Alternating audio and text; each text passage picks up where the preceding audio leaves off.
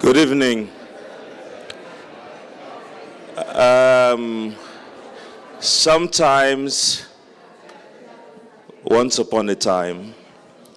So, good afternoon, good evening. Welcome to Savvy Contemporary. It's been a long time we haven't seen this many people, to be honest. And I've seen a few faces today I haven't seen in many, many years. I have to tell you that. And it's not because of COVID. But we got a crowd puller today. Thank you for coming to Savvy Contemporary. It's an honor to have all of you here. I happen to be Bonaventure, so Bejeng Ndikung, and together with 23 other people, we make shit happen in Savvy. It's a beautiful day outside, and you should all be somewhere swimming or doing something else, but you're here with us, and that's amazing. And coming to think of it, we have Gilberto Gil in the city, and you're all not there. Jeez. David Scott. My goodness. So, welcome to Savvy once more. I wanted to start by giving thanks. And for those of you who might be here for your first time, I would like to introduce Savvy in a word or two or three. It's an art space. It's a factory of thought. It is in Jangi House, and it's a gambling spot. So this place used to be a gambling place, so we just continued that work. We're very grateful to our friends of the Minor Cosmopolitanisms that will say a word or two before I continue. And I wanted to say massive thanks to our dear friend Regina Romhild, whom we've known for at least 10 years now, 12, and have done several things together. I'm especially thankful to them because we've been trying to get David Scott to Berlin for a long time, and he's never really had the time. And this time we got him, and we didn't have to pay the flight. So this is amazing. So thank you for that. I'd like to call on Anya and Lars to say a word about the minor cosmopolitanisms and stuff. That word is even too difficult for me. So I will take over in a bit and say something about David Scott and the other speakers that are here with us. And we are super happy to have them with us. And they are Mojisola Adebayo, Kadija George, and Khwezi Mkhize. So, Anya and Lars, the floor is yours.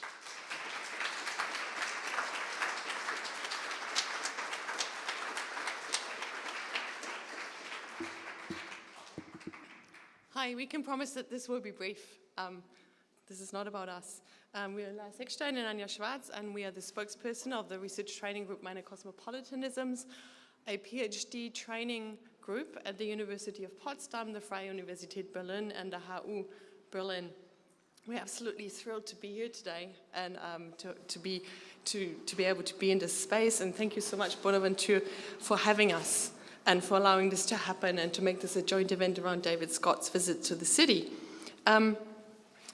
Our research training group funds PhD students who embark on projects for 3 years, and they joined in our RTG under a common theme that Bonaventure already mentioned, minor cosmopolitanisms. This theme for us in the widest sense is about challenging Eurocentric notions of globalization and the universal by foregrounding alternative post- and decolonial visions of the planet. We've been going for 6 years now, 2 of which we're sort of lost to COVID, and we're also absolutely amazed to be in this space with all of you here.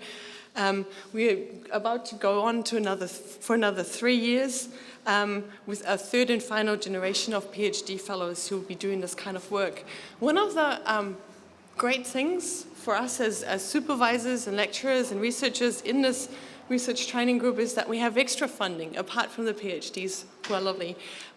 We have funding to invite scholars whose work has been influential for us in our research and whose work we recognize as being very influential in the PhD theses that we supervise. These scholars we invite to the city as Mercator fellows to work closely with our PhD students and with us. And the decision on who to invite to these fellowships is sort of done it's not really a collective moment, but one where we all go, okay, so whose research is really influential, emerging from the PhD research and our own interests. And well, you know who it is because it's David Scott, but I'll hand over to Lars, who can explain why it had to be David Scott. Yes, hi everyone also from me. It's amazing to be here with so many familiar and beautiful faces. The decision to invite David Scott from Columbia University in New York was ultimately an easy one to make. His thoughts and his work had been integral in many ways to many of our fellows' project in the Minor Cosmopolitanism network. And this is especially true of David's 2004 monograph, Conscripts of Modernity, The Tragedy of Colonial Enlightenment. It featured prominently, for instance, in Heinrich Wilke, Heinrich Hay, his completed dissertation project on the order of destruction that studied the absent notion of monoculture in colonial Caribbean literature. Currently, among others, Kathleen Sampson, hi Kathleen, she engages David's work and especially his notion of the problem space in her project on recent South African literatures titled After Hope. And to give you one final one, David's work in Conscript is also absolutely integral for Yael Atya Hayael's project on the colonial other of Jewish political thought. So we are absolutely amazed and grateful that David agreed to join us here in Berlin for 2 months this year and another 4 months in the year to come. So we may even have him back here if you like. He's just landed yesterday, so we are very happy that he's already here with us despite jet lag and all to speak about Stuart Hall's art of living. And we're also delighted that the panelists who will then engage with the lecture and their own views on the legacies of Stuart Hall from their own backgrounds and disciplines and regions of the planet. And as Bonaventure already announced, those are Khwezi, Mkhize, who's just landed, coming from Joburg at 2:30 this afternoon. It is already here. That is Kadija George from the UK. Mojisola Adebayo, who's from the UK but in Berlin with us, and we are very grateful to have her here. And finally, Bonaventure has also agreed to be on the podium. And I would like to hand over to our host to introduce David Scott more properly and our panelists. Thank you.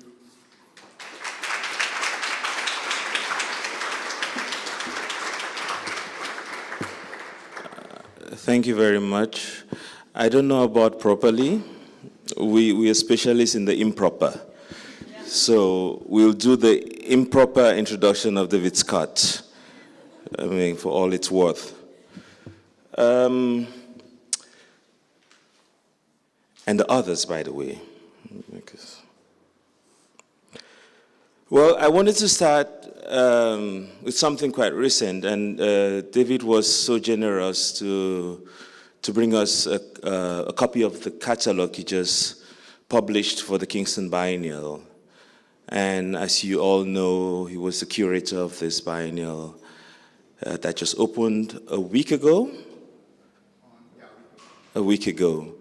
And I thought this is very important to mention because David, which is obviously not his first exhibition, has dared to show us that are in the field of making exhibitions that we can do it differently, and thinking about, you know, what the exhibition actually performs in terms of political practices, literary practices, and theories of varying kinds. And especially in this case, we're thinking, you know, or thematizing this biennial pressure, you know, at this moment where, you know, in this past 2 years where we've all felt quite a lot of pressure is something quite important. But I was thinking about this also in relation to the importance of biennials in the world. We've been talking about this for the past 10 years or so, 15 years, about the importance of biennials, whether they're important, whether they become redundant. But we do know that in some places in the world, it's still very important to situate art through the practice of making biennials, because we give a space for people practicing in those spaces, and in this particular case, with 24 Jamaican-born or artists from Jamaica in the diaspora coming together to work. Many of them have not had the chance to be in the same space together, and I think that is quite significant. And as it is, some of us just came back from the biennial in Dakar, and we see that the biennials that happen in some of these places like Kingston or Dakar or Colombo or Lubumbashi tend to be more situated, tend to be more urgent, and think about the things that happen there, rather than the large-scale biennials where we all do pilgrimages to, and that hot air. As we all know, David Scott is one of the most important post-colonial theorists of our time, but that is for the people in the academia. For us, he's particularly important because in the work he's done in the past decades, he's succeeded in connecting the Caribbeans in an incredible way, and not only connecting the Caribbeans beyond the different languages that are the legacy of the colonial enterprise, but also connecting it to the continent, to the motherland. And that is of great importance. So when Kamal Bradway talked about all these islands being the tips of mountains that had just sunken, is that the word? Those of us that speak Bejeng will say sinked, but I think it's something else. I think this is what he's doing. He's going underneath, you know, underground, under the waters, to see how those different hills, those different mountains connect in the practice. And I think the best way to see that, at least for us, and you know, some of the examples are there, is through small acts, through this monster of an infrastructure that he and others founded, and for which he's still the editor, that functions as, you know, the small acts salon, small acts visuals, so visualities, the archipelagos, the small acts literary competition, and so on and so forth. And this is, it's just incredible and must be seen in a lineage of other publications that came before it, you know, or around the same time. But at least I could mention Présence Africaine, that was founded in 1947 in Paris by Alioune Diop, or the Abia magazine that was founded in Cameroon in 1963 by Bernard Fonlon, or the Chimurenga and Chimurenga Chronic by Ntone Ejabe. And yes, I see small acts in this lineage. And there's, we've been fortunate, and you know, David was so kind enough to send us all the editions of this magazine. David Scott is obviously very widely published, but we don't need to talk about that. But I appreciate the way he moves in between disciplines, you know, and that reflects also in the small as magazines, but also in his other books.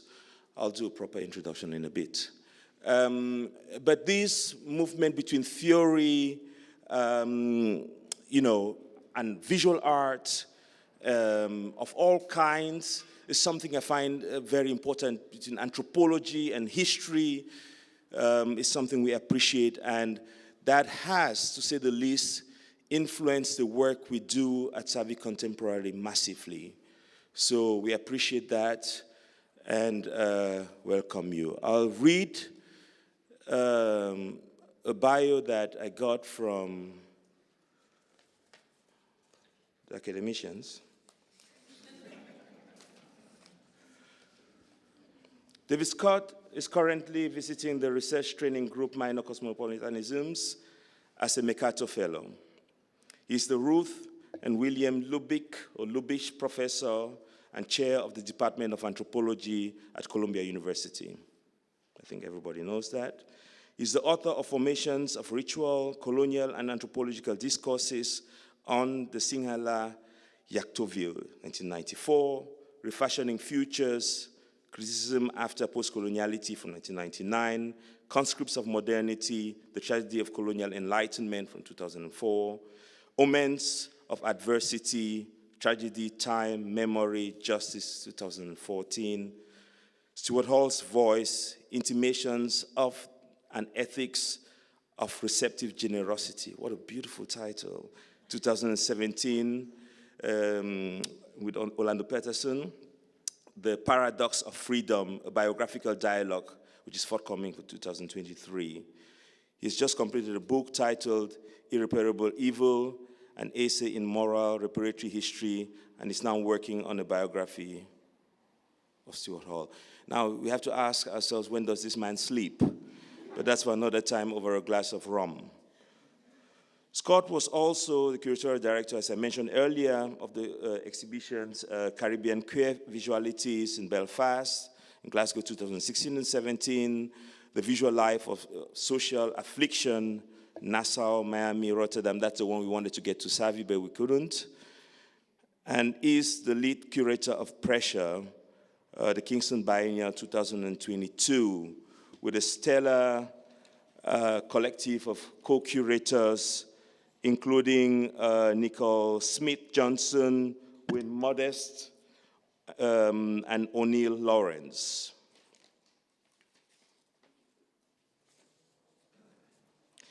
He's founder and editor of the journal Small Acts and director of the Small Acts Project, in the context of which he curates a program on Caribbean modernism.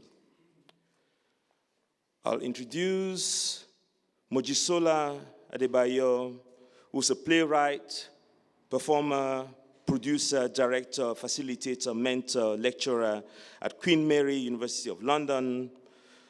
She is currently a postdoctoral research fellow at Potsdam University and is writer on attachment to the National Theatre Britain. Mojisola has worked internationally in theatre, communities, and education for over 30 years, from Antarctica to Zimbabwe. That's a stretch. Why not? Her plays are published in several books, including Mojisola Adebayo, Plays 1 and Plays 2, at Oberon Books, and National Connections, Bloomsbury Methuen.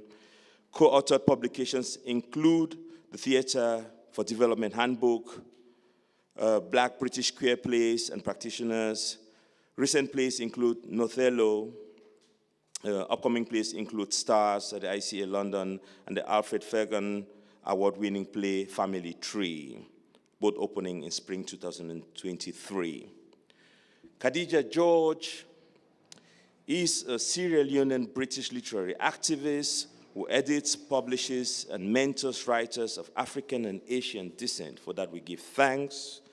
She is the publications manager for Inscribe People Tree, editor of several anthologies and author of a poetry collection, Iki. She is co-founder of Mboka Festival of Arts, Culture, and Sport, and founder of the app, Afri-Poetry, SIV. Khwezi Mkhize is senior lecturer in the Department of African Literature at the University of the Witwatersrand in Johannesburg, South Africa. He's co-editor of the journal African Studies. He's currently working on his first book, A Homemade Empire, South Africa's Imperium. That said, I say once more, thank you for coming. Stay with us, engage in the conversation, and once more, thank you to all the people that make Savvy happen. Without them, we wouldn't have this space that has been going on for the past 13 years. Their daily work and dedication actually makes this, no matter if it rains or shines, they're here with us. And for that, we are deeply, deeply, deeply grateful. And I'll hereby invite David Scott to join us on stage and tell us something we need to know about Stuart Hall. Thank you. The floor is yours.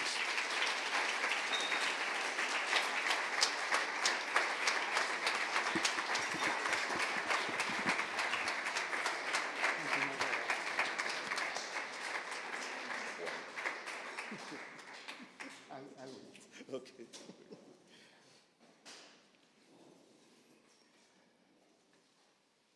Thank you very much, Bonaventure, for that improper introduction, and I'm very, very, very happy to be here at Savvy, and I'm very glad that you didn't have to pay the airfare. I can fully understand the complications of that kind of invitation. I'm very grateful also to my new colleagues, Lars and Anya, for the invitation to hang out at the University of Potsdam this summer and next summer, and the invitation that has made this occasion possible. So thank you both. I look forward to the many conversations to come. And Gilberto Gil, I mean, seriously, that's inexcusable. And, lyrically, I won't, of course, be able to compete. Indeed, I won't be able to compete at all. So a very warm thank you all for coming to hang out with me and others here today.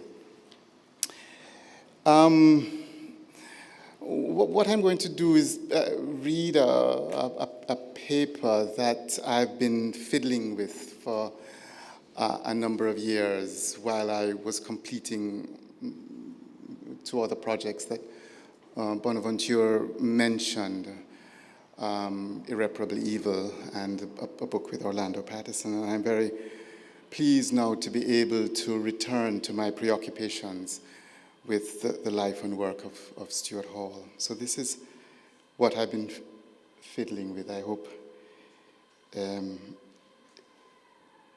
it meets at least some of your expectations. A Sense of Displacement, Stuart Hall's Art of Living.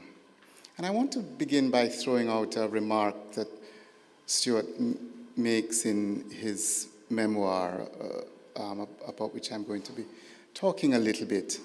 And Stuart says in his memoir, "But wasn't it a contradiction in terms to be a modernist in Jamaica?" And I'm going to be circling around Stuart's preoccupations with modernism and indeed with cosmopolitanism throughout what I have to say here this evening. What follows is a prolegomena to a biography of Stuart Hall now in progress. That is to say, a sketch of the motifs that might guide a telling of the story of his life and work. Hall died in February 2014. As many of you know, he was one of the principal architects of that field-transforming enterprise known as cultural studies, which has globally altered the way we think about the humanities and the social sciences. Cultural studies enabled us to think in new ways about the relation between signification and materiality, power and mediated representation, popular culture and everyday rituals of resistance, hegemony and the field of ideological production and subjectification, black identity and belonging, and much more besides. But in this prolegomenon, I'm going to be less concerned with the details of Hall's contribution to cultural studies, enormously important as that is, and more concerned with thinking about his distinctiveness as an intellectual. In this way, what I'm concerned with connects to and builds on the direction of my book of a few years ago, Stuart Hall's Voice, Intimations of an Ethics of Receptive Generosity.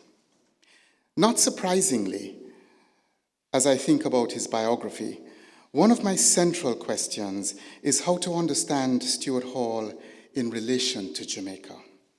By this I mean how to think the senses in which Jamaica, that is, his formative experience of the geopolitical Jamaica between 1932, when he was born, and 1951, when he left for Oxford. Thus, the cultural historical Jamaica he, in some relevant sense, embodied, helped to shape the distinctive intellectual he eventually became. In what sense should Jamaica matter to the telling of the story of Stuart Hall? I'm sorry, I can't see what I've written here. And these are new glasses, so it's really quite appalling, but anyway. This, after all, is the biographical challenge. Famously, Hall resisted autobiography. He resisted telling the authoritative story of himself, how he became the figure known as Stuart Hall, how also that figure, Stuart Hall, became him. Memoir wasn't intuitively his métier. He was an essayist by intellectual temperament. But having resisted autobiography for so long, he, oddly, found himself in the middle of one moreover that he couldn't quite finish, and yet couldn't quite let go of. I've talked about this before and won't repeat it here, the paradox of writing in the last conjuncture, the ways in which the memoir was an uncannily difficult writing form for him, inasmuch as it demanded a certain relation to time and especially to finitude, and therefore a temporal relation to the self that couldn't quite be settled once and for all through a memorial retrospective panoptic. The memoir form preempts futurity, and of course Hall thrived on the possibility in the present of the future displacing the past. But there remained and remains the persisting question, who anyway was Stuart Hall? And how had this Stuart Hall come to occupy so central a place in the intellectual history of the 20th century? Why did so many people from so many different domains of intellectual and artistic life, from different generations and ethnicities, converge on or depart from Stuart Hall? It isn't self-evident. It wasn't to him. What meaning to attach to this? There seemed, not surprisingly, a haunting element of overdetermination at play here, something that evaded easy identification or classification. More than this, it made for an ironic and unsettling form of subject-object experience.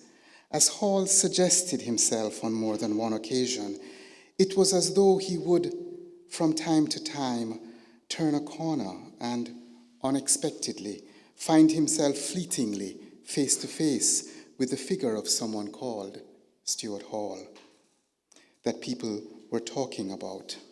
Occasionally, he wrote, I recognize him. I sort of know him. He has a sort of familiarity now and again, but the experience of, as it were, experiencing oneself from the outside as another, an other, sort of person next door is uncanny. It is like being exposed to a serialized set of embarrassments, unquote. This figurative Stuart Hall that existed beyond him, that was never securely within his control, seemed to require some biographical explanation, or anyway, some narrative location. From a certain point in his career, as we know, he was forever recounting for others chapters of the story of himself in Britain, those chapters especially that had to do with the historic making of the first New Left, or with cultural studies, or with the conjuncture of Thatcherism. But Hall also perceived a deeper and more complicated story to be told, a story that involved an enigma of departure as much as an enigma of arrival, a story of the place he left behind, yet somehow carried with him, a story, that is to say, of Jamaica. In this prolegomena, my itinerary takes the form of 5 interconnected notes that, in the spirit of Hall's own way of formulating what he had to say, are meant to be wholly tentative, provisional, and exploratory, points really for further elaboration and clarification. Note 1, an art of living. Let's see if I can do this. Though he taught in universities all his mature life, at the University of Birmingham and then at the Open University, Stuart Hall never comfortably wore the mantle of a conventional academic committed to the strictures of a theoretical or systematic discipline. He never much cared for the codes and protocols of scholarly specialization. He would have liked Bonaventure's joking about, academicians. He was always too restless, too manifold, too questioning, and perhaps above all too political to allow himself to be constrained by academic rationalities and academic decorum. I want to suggest rather that Hall was always animated and propelled by the spirit of what Alexander Nehamas has called an art of living. This idea of an art of living brings into focus Hall's distinctive self-constitution of a reflective, thinking, acting life, a self-examining life. It brings into focus his ingeniously paradoxical project of a self-creation that was always simultaneously a self-discovery, a way of being and becoming who, to borrow from Nietzsche's Esse Homo, he already was. In Hall, that is to say, self-creation and self-discovery were not divergent activities, but sides of a single whole. In recent years, Nehamas suggests, there has emerged an instructive discussion concerning a distinction between 2 modes of doing philosophy. On the one hand, philosophy thought of as an academic discipline, and on the other, philosophy understood as an art of living or a way of life. The distinction is at best heuristic, of course, but it is helpful, you will see, in thinking about what was most particular in Stuart Hall's constitution of an intellectual life. In part, at least, and not surprisingly, the distinction about kinds of philosophic orientation has emerged in response to and in conversation with Michel Foucault's late ethical preoccupations with a contrast, as always with him experimental, exploratory, penciled in, between what he thought of as 2 branches of Western philosophy. One historically rooted through the Delphic prescription to know thyself, and the other through the Socratic notion of the care of the self. In a certain sense, the former is the branch that eventually comes to be institutionalized as the theoretical discipline of academic philosophy, characterized by a selective, specialized training and authorization, an impersonal attitude of formal detachment for the sake of objectivity, and a systematic and methodological search for the truth. By contrast, the latter orientation, associated more perhaps with literary or therapeutic or even spiritual endeavors, has been concerned with the integrated relationship between the moral personality of the thinker and the characteristic features of their thought.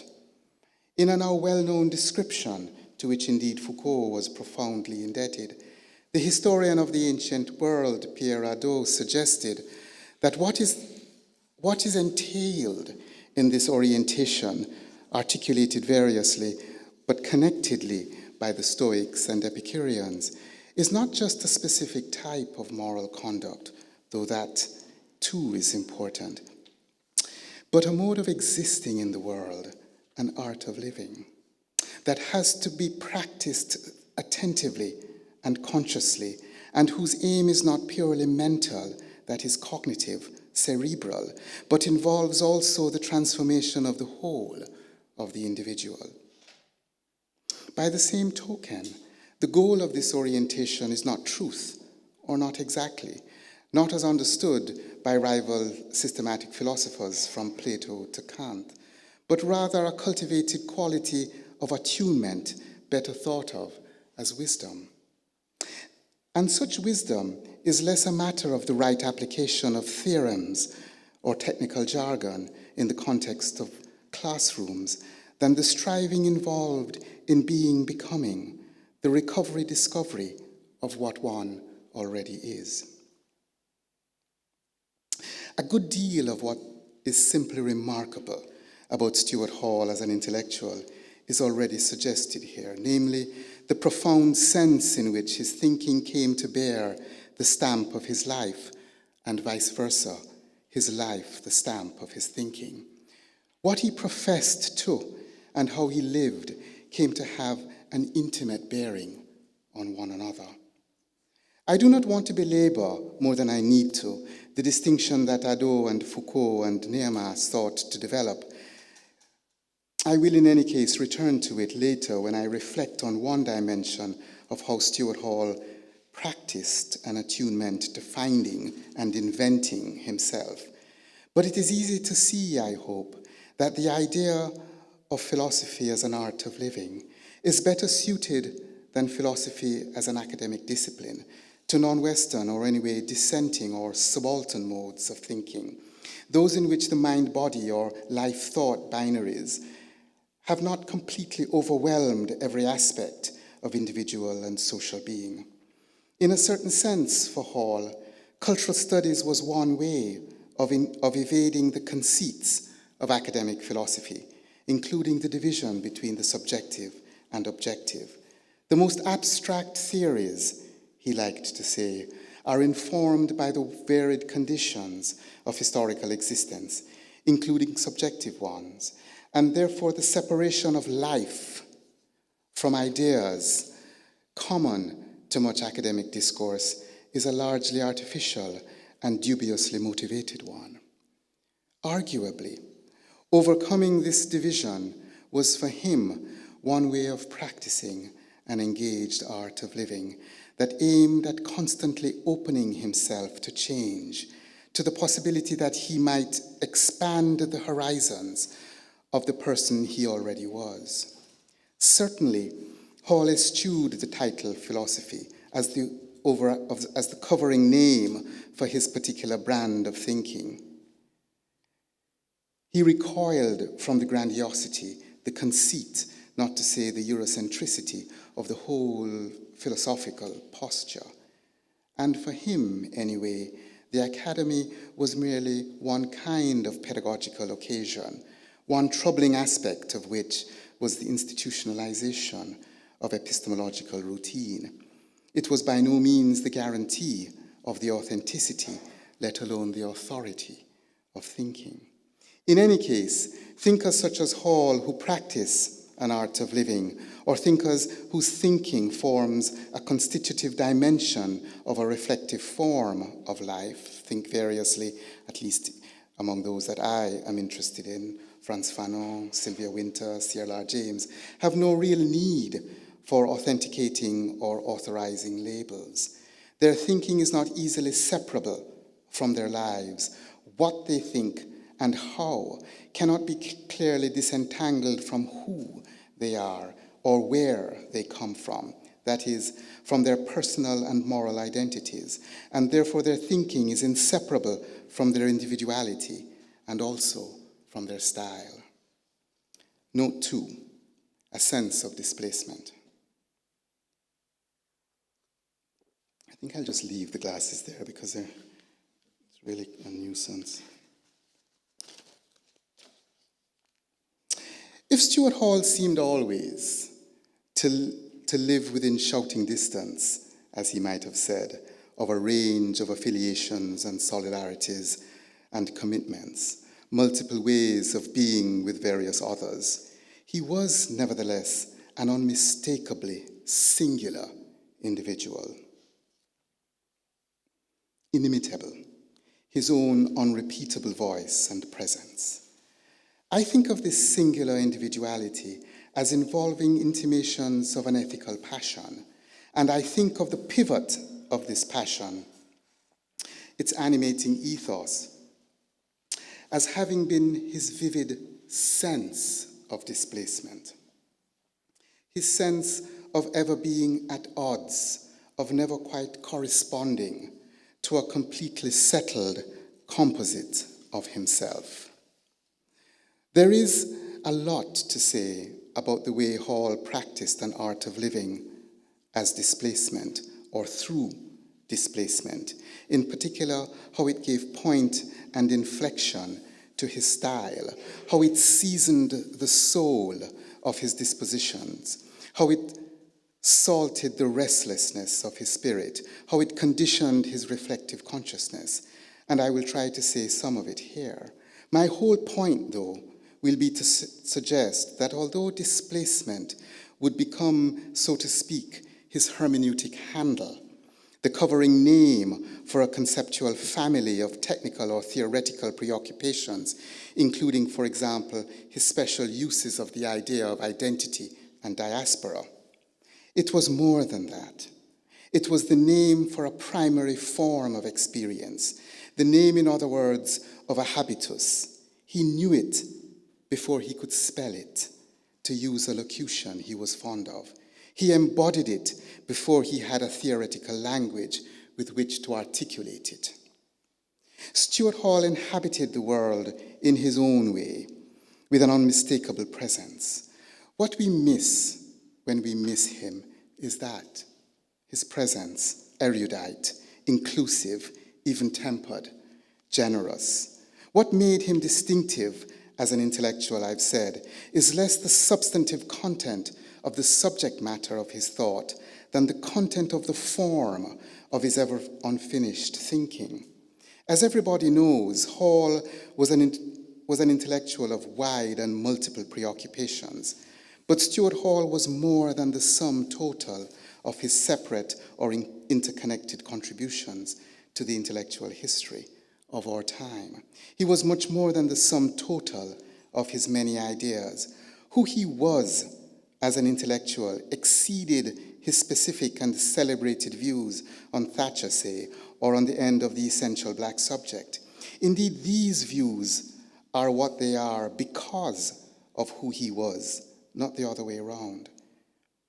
In other words, he was who he was as an intellectual by dint of his style. I talk about this at some length in Stuart Hall's Voice, but what I want to say here is that style is the generative soul of an art of living. For Hall, I believe, style defined the content of the form of his thinking, acting, being. It was not merely a contingent aspect of that thinking, acting, being. It was constitutive of it. What characterized Stuart Hall was a certain sensibility, a certain attunement, a certain texture of understanding, by which I mean a certain way of coming at the world, the gestalt of an existential attitude that was the style of his habitus.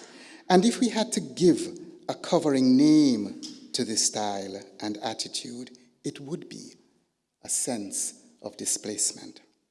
Displacement is a word that Hall constantly used in talking about himself. It is all over the text of Familiar Stranger. He lived in and through displacement in all its ramifying resonances and implications, including, importantly, the psychic ones.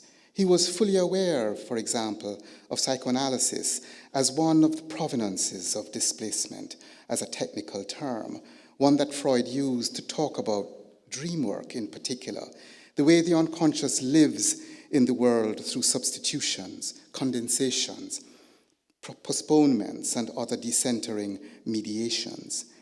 Displacement was, in a certain psychoanalytic idiom, an experience near rather than an experience distant concept for him, something he knew intimately rather than, or at least before he knew it abstractly. In any case, a good deal of Hall's moral psychological sensibility can be thought of in terms of this, to him, founding sense of himself as being, in the phrase he liked to borrow from Edward Said, out of place. It captured almost everything about him. Hall understood himself to be constitutively and forever out of place, and much of his genius consists of the way in which he learned to use this sense of displacement, of not quite corresponding to a presumed norm of self and society, as a kind of hermeneutic lens through which to approach and critique the world. Displacement became, in effect, the model for his very idea of thinking. For Hall, thinking worth the name depended on non-identity of the subject and the object in an intimate way. It was, for example, the discrepancy, the difference, the non-correspondence between the Stuart Hall of his own experience and the figured Stuart Hall that would become, he said, a possibility for his own thinking. And I quote, "There is a sense in which one has to stand back outside of oneself in order to make the detour through thought, to approach what one is trying to think about indirectly, obliquely, in another way, another mode. I think that the world is fundamentally resistant to thought. I do not think it wants to be understood. So inevitably, thinking is hard work, a kind of labor.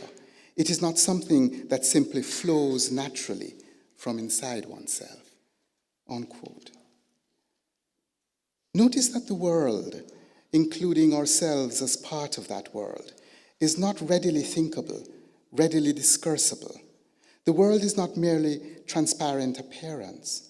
Notice then how thinking for Hall was not a self-evident activity, but a mediated labor of creative displacement, and how his own experience of himself could become the ground of his hermeneutic understanding.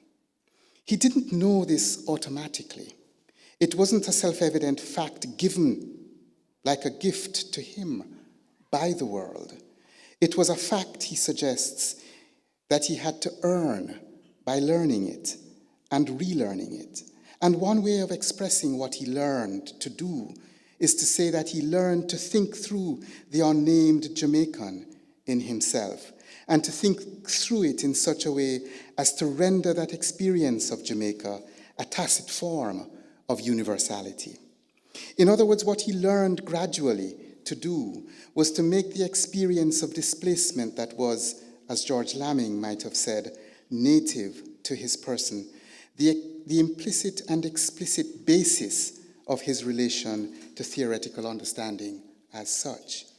He did this, of course, not so much by writing substantively or extensively about Jamaica, which he did not do, but by writing out of the social historical fissures and moral psychological textures that provided the unconscious background of his fundamental experience of himself. Note 3, Hall's social-racial location.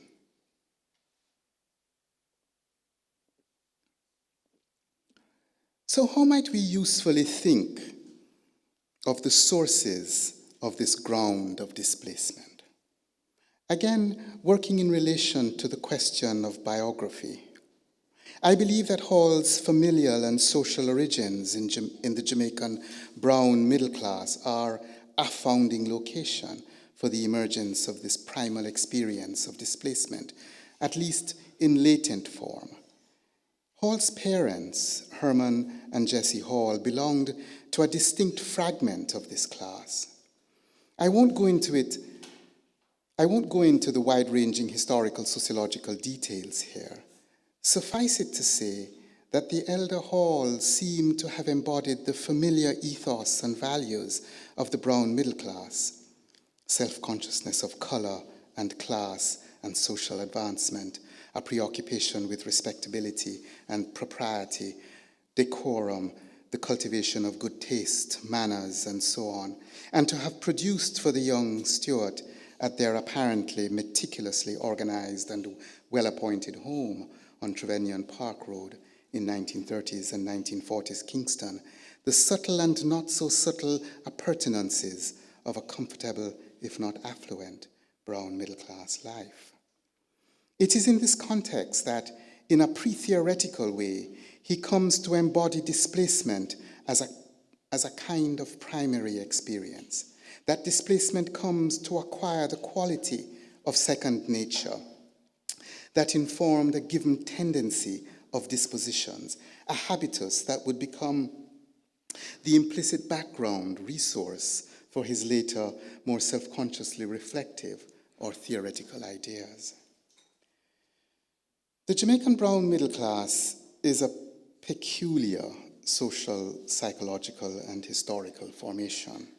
It is a formation, I believe, that we have not thought about sufficiently in either fictive or non-fictive work.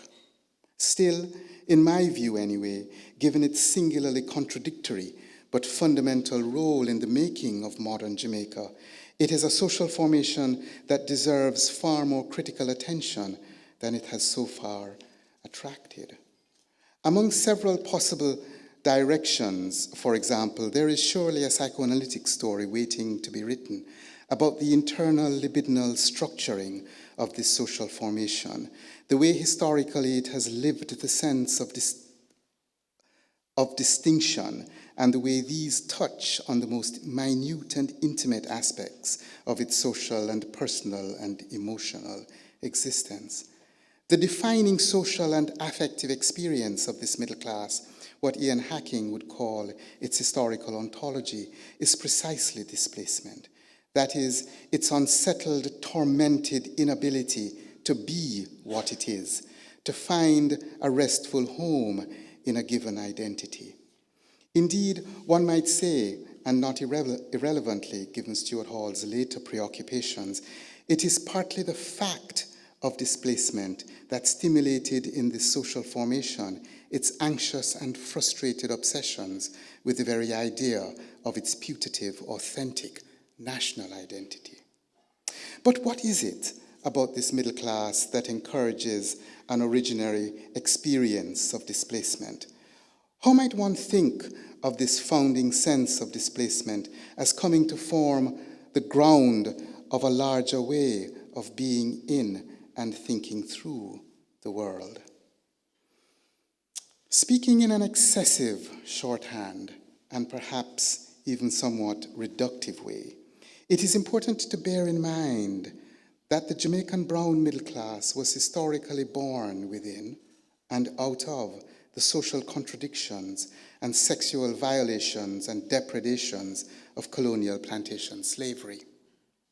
In a certain very relevant sense, it was born already out of place. Anomalous, an excrescence within a social economic order principally organized around a black-white, enslaved, free racial binary. In this racial dynamic, the brown middle class belonged to neither one pole nor the other. It lived, rather, in a structurally indissoluble ambivalence. In one direction, in disavowal of any proximity with blackness, including the blackness within itself. In another direction, in aspiration of material and symbolic identification with whiteness. In a profound social, cultural, and psychological sense, neither this disavowal nor this aspiration was completely realized, completely realizable. And therefore, what defines the brown middle class is the way it has lived perpetually, unevenly, in an unresolvable tension or anxiety of belonging. As Hall later recognized, born as he was in 1932, he grew up inside this brown middle class formation as it negotiated a period of unprecedented upheaval marked by the modernizing social and political revolutions of 1938 to 1944. That is, the period between the labor riots and the reforms that initiated constitutional decolonization. For this was a conjuncture, in precisely Hall's sense, in which the spontaneous revolt of the black urban and rural working class, in effect, pried open a political space that enabled the aspiring nationalist brown middle class to, at last, begin to mobilize a successful claim for its right to rule. But if this was a moment of tremendous possibility for politically progressive sections of the nationalist middle class, seeing before itself the luminous prospect of getting its hands on the governmental reins of state power, it was also a moment of threat and loss for another section, one numerically smaller perhaps, but not insignificant, that could only see the coming future of nation-state sovereignty as the looming ruin of the old colonial Jamaica and the end of its privileges. Although we sometimes think of it this way, as a consequence, no doubt, of the retrospective normalization of the dominant nationalist narrative, historically, the brown middle class was never a solid, homogeneous formation. Certainly, in the 1940s, they were not all committed nationalists, or not uniformly, unambiguously so. It shouldn't be surprising, therefore, that whereas there were those who came to see themselves in the mirror of nationalism, there were also those who looked to the future with a mixture of fear and resignation. Among these were Stuart Hall's parents, Jessie and Herman. He always said they were not like our imagined norm of the nationalist brown middle class, and this is what he meant.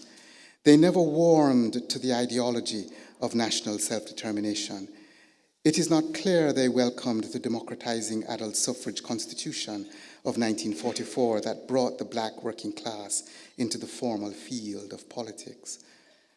Undoubtedly, for their fragment of the middle class, their disavowals and aspirations must only have been intensified by their increasing anachronism, their growing social and political irrelevance. In this context, one can only imagine how the rituals of brown middle-class pretension and repression must have registered in a contradictory way on the young Stuart Hall. I say contradictory here because the paradox, as he would have been the first to point out, is that you had necessarily to be it in order to be able to organically recoil from it, as he did. Yet, you have to already embody the class color habitus into which you have been installed in some form in order to live its pretensions and repressions in an equally embodied dissenting refusal. And that is not merely as ideology, but as a fundamental decentering of moral psychological identity inscribed in the primary experience of a divided self. For self-division, in a word, is the distinctive mark of the Jamaican brown middle class. It is this experience of the brown middle class's alienation from itself, I believe, not merely its anti-popular or elitist character or cultural politics, but its moral psychological betrayal of something of itself, its destructive racial self-hatred that founds Stuart Hall's constitutional sense of non-correspondence and therefore of displacement. Again, my point, almost my whole point, is that part of what makes him the singular intellectual he became was to have been able to transmute this pre-theoretical habitus into a hermeneutic by which to conceptually understand the world. In other words, in my view, it is not so much the content of the theory of identity or diaspora, say, that bears consideration, as the sensibility that draws him to them as conceptual windows, the attunement to the texture of a modern racialized colonial experience that solicits from him the demand for a theory that might illuminate them. It is this that makes Stuart Hall so distinctive and intellectual of the art of living. Note 4, a vernacular modernism. Stuart Hall returned again and again in his later years to the question of modernism and the extent to which it should matter to him. When Hall muses in Familiar Stranger that he sometimes felt like the last colonial, he might as well have specified that what he really meant was that he sometimes felt like the last colonial modern. Hall, I think, recognized, not externally, but within his own structure of feeling, so to say, to invoke Raymond Williams, who also turned late in life to reflecting on modernism, the unresolvable paradox of the late colonial subject's relation to modernism, at once a struggle to be modern and a struggle against modernism's conceits. Hall both cared and didn't care about modernism. Put differently, he recognized that modernism was not simply an option he could evade as the internalized disposition of embodied sensibility and taste, even if it was also not an option he could straightforwardly, politically embrace.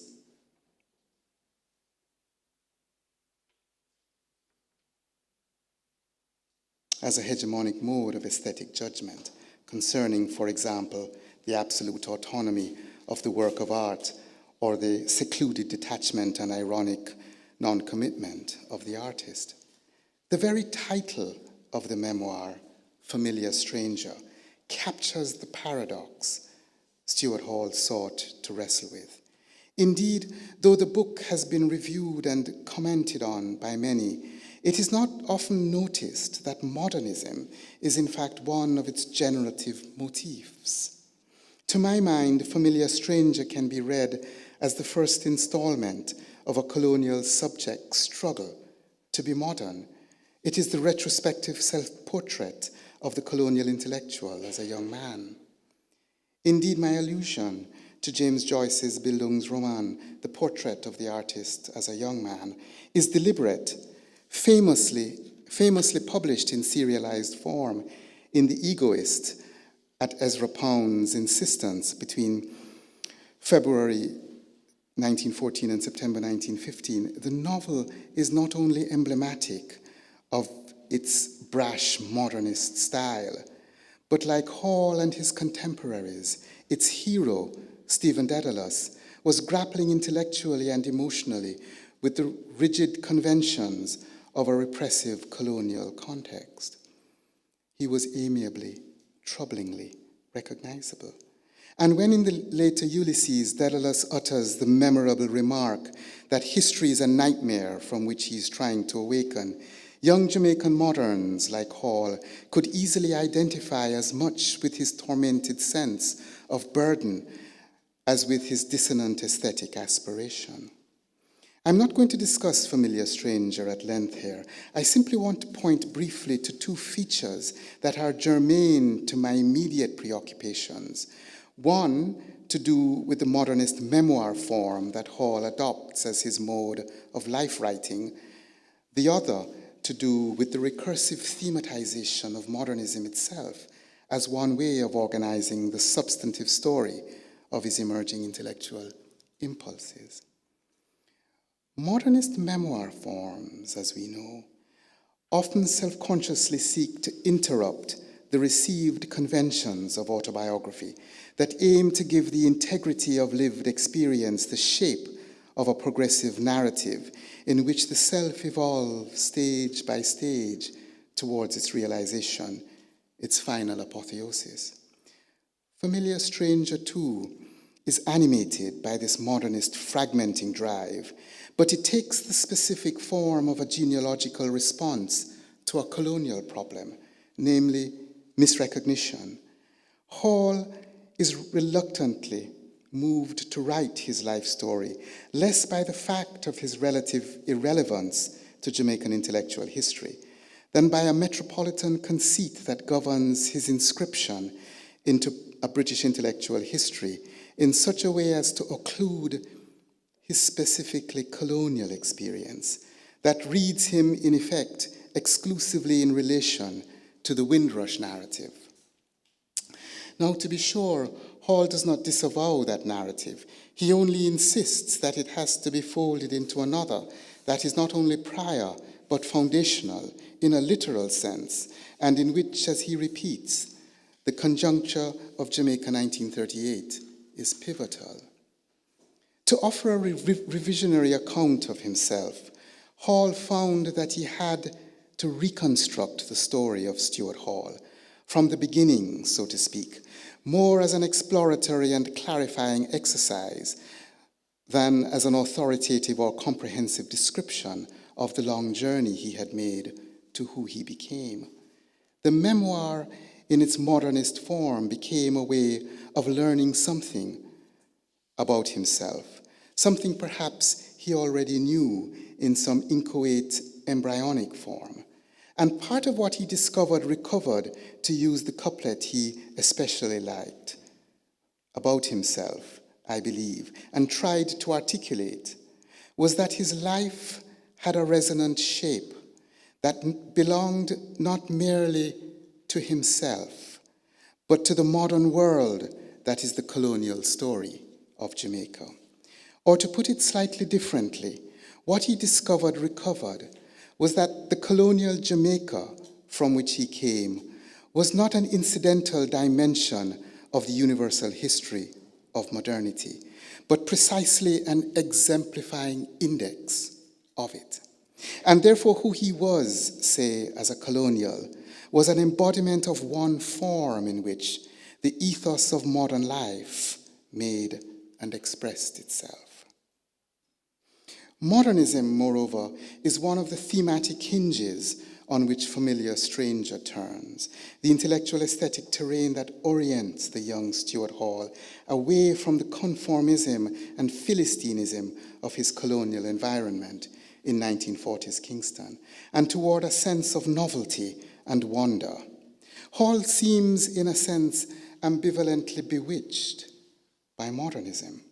With poignant solemnity, Hall describes his revelatory discovery of T.S. Eliot in no less a place than the August Institute of Jamaica in the 1940s.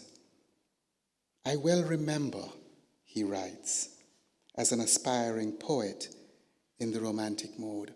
Who of us knows that Stuart Hall was an aspiring poet in the romantic mode? My first encounter with the recognizably contemporary vernacular conversational language and rhythms of T.S. Eliot's The Wasteland, magic, unquote. The poem's vivid melancholy landscape, its literary uses of myth, the quotidian crowds, the fragmented lines, all seemed at once untranslatably foreign to the young Hall, and yet uncannily recognizable. An ethos of rebellion in the very opacity of the poem awakened in him a paradoxical awareness of dissenting possibility. Quote, every line in this modern poetry seemed willfully constructed in a radically unhomely idiom. Nevertheless, it opened doors into sensibilities of which I knew nothing. Perversely, perhaps, I wanted to know more, even while or because I felt shut out, unquote. The sense of estrangement is poignant, but generative. Speaking of the world of Eliot and Pound and Joyce, Hall wrote, and I quote again, "Encountering these ideas in the steaming midday heat of a tropical colonial city was like experiencing a snowstorm in a Caribbean summer. With what form of life did these strange, unconventional things connect? What circumstances had produced them? Was the way Joyce experimented with language linked to the fact that he was Irish? Or were cosmopolitanism and Irishness mutually exclusive? Could you compose modern poetry or paint an abstract work of art or write Ulysses in Kingston? Unquote. No wonder, he asks finally, and this was my epigraph, wasn't it a contradiction in terms to be a modernist in Jamaica? The answer, not surprisingly, is that it was and it was not a contradiction. In a sense, for Hall, the seductive allure of modernism turned on what Peter Gay calls its heresy, its defiant, renegade, free-spirited nonconformity. And this is why modernism would be one of the resources that enabled Hall to, as he put it, quote, assemble another life than the one given to him by the normative colonial order. In fact, more precisely, it was through modernism that he would be able to assemble a specifically black diasporic life. Hall was later much impressed by the remark made by the British Guyanese painter, Frank Bowling, that, quote, the black soul, if there is such a thing, begins in modernism, unquote. As Hall, looking back at his younger self, writes, quote, I feel that something of the import of Bowling's insight had touched me as a young person in Jamaica, in the Jamaica Institute of the 1940s, unquote. And indeed, Hall would leave ramshackle Kingston for stately Oxford in 1951 with the dispositions of this inchoate heretical sensibility of a vernacular modernism in search of more polished articulation. Note 5, an ethical life. Finally, I want to talk a bit about Hall in relation to the ethical life that I believe was implicit in his practice of an intellectual art of living in displacement. By ethical life, I do not mean anything abstract or abstruse, anything excessively Hegelian, say, let alone Levinasian, though neither is wholly irrelevant. I mean simply to evoke a vital background dimension to Hall's way of carrying on his self-examined intellectual life, the temper and orientation of the values and virtues through which that life, as a life that cultivated human excellences, was actualized. I keep saying that what interests me about Hall is not the content of his views so much as his way of having views, and indeed his way of changing his views. This is what I'm calling his style, and that style connoted or disclosed an ethics, an idiom of unformalized attitudes that shaped his presence as much as his practice. I will try to connect this ethics to my exploratory description of his experience of being a Jamaican. As I have been saying, a particular primary experience of displacement, one of which he much later became acutely self-conscious, lent to Hall some of the basic elements out of which he developed his mature cultural political style and vocabulary, and also, therefore, the tacit idiom of his ethics. Or to put this another way, and in the form of a question, how might one describe the sort of reflective consciousness disclosed in Stuart Hall's work? It is obvious, I think, that Hall's was a profoundly reflective consciousness, that is to say, a consciousness that lived in a perpetually self-questioning way. But I do not think that it is enough to merely say that he was self-questioning in his mode of intellectual practice, because there are undoubtedly many ways of being reflectively self-conscious. One way I have been trying to describe Hall's distinctive mode of reflective being, his self-conscious way of being the intellectual he sought to be, is by thinking of him as a listening self, an idea I borrowed from the work of David Michael Levin. I've developed this idea at length in Stuart Hall's voice, in particular underlining the contrast between a critical and a listening self, the former shaped in varied ways by a hermeneutic of suspicion, and the latter, again in varied ways, by a hermeneutic of attunement. It is easy to see how one might, however imperfectly, map this contrast onto the one I sketched earlier between a philosophy thought of as theoretical discourse and philosophy understood as an art of living. That is, a hermeneutic of receptivity is exactly what the wisdoms of an art of living entails. But I'm not going to return exactly to the idea of a listening self here. Rather, I want to focus on another, though connected, dimension of Hall's ethical mode of intellectual life, one concerned with his capacity for self-constitution and self-revision. You will recall that in Pierre Hadot's formulation mentioned earlier, this capacity for self-engagement is precisely one of the characteristics of an informed art of living. And here, irony, I believe, might be a useful dimension of self-constitution to consider. So in an admittedly exploratory way, I want to layer the idea of a listening self with that of an ironic one. Might one say of Hall that his was an ironic life? Now, I want it to be clear that I'm not using ironic here in the conventional sense to suggest something merely linguistic, namely saying one thing while meaning another. Rather, I'm using it in much the way it has been used by some recent thinkers, among them Richard Bernstein, Jonathan Lear, and Alexander Nehamas, to suggest less a figure of speech than a form of experience and an orientation to life. On this view, an ironist is not a metaphysician of language so much as a practitioner of an art of living, one specifically that cultivates a readiness for disruption and revision, or if you like, a responsiveness to displacement. An ironic self is one that experiences itself as never quite corresponding with itself, never invulnerably secure or completely confident in its mode of being. It is a self that lives with an acute sense of its own historicity. An ironic self is attuned not only to the world as change, but to itself as potentially changeful. It acknowledges the uses of stepping back, if not all the way to nowhere. It practices not an abstracted detachment from the world or from itself, but on the contrary, a passionate commitment to receptively relating to both. I think it won't be hard to recognize dimensions of Stuart Hall's art of living in this description.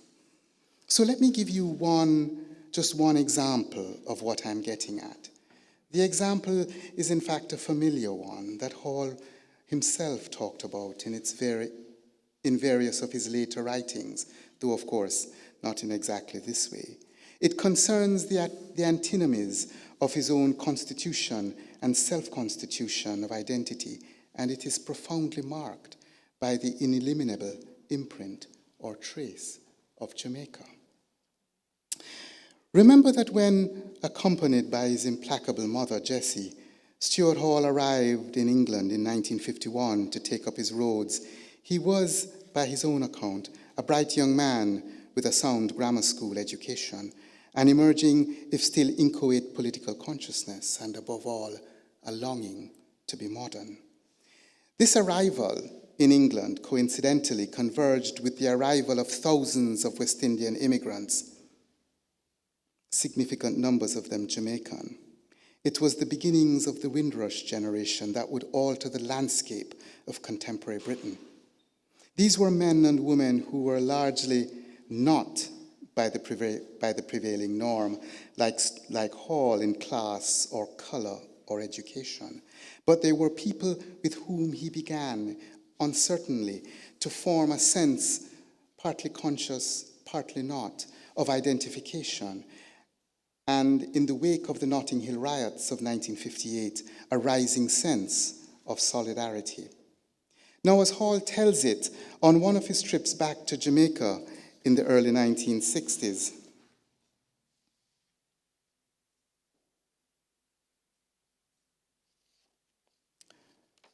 his mother said to him, he tells this story again and again, that his mother said to him that she hoped the English didn't mistake him for an immigrant. That is, one of those black working-class West Indians he'd seen chaotically streaming out of Paddington train station. This is for him a radical or rupturing moment of self-deconstitution and self-reconstitution. To this point, his identity has principally been as a practitioner, as a participant in the project of the New Left, then, of course, in transition. But he instantly recognizes in his mother's tendentious remark the perverse machinations of brown middle-class racism, the neurotic disavowals through which he was seeking to distance him from the abject stain of blackness and to reinstall him into the hegemonic place of his social origins in Jamaica. And not only does he recoil from the unavoidable negative psychological impact, but in the same moment he finds in it the positive reflective ground for renaming his sense of displacement and animating it, moreover, with specific cultural political content. Yes, he says to himself indignantly and defiantly, I too am an immigrant. But almost as soon as this moment of decentering has acquired a usable vocabulary and a plausible affective salience by the end of the 1960s, almost as soon as he had gotten the hang, so to speak, of being an immigrant himself, he's once again unexpectedly decentered, thrown off balance by a new set of social and existential forces. For while he was being an immigrant, a new generation was emerging, including his own children, largely born in Britain, who were influenced by the militancy of Rastafari and reggae and black power, and who saw themselves not in the demeanor of the supplicant colored immigrant, but as black, with an assertive claim to make on the British state and the civic institutions of British society.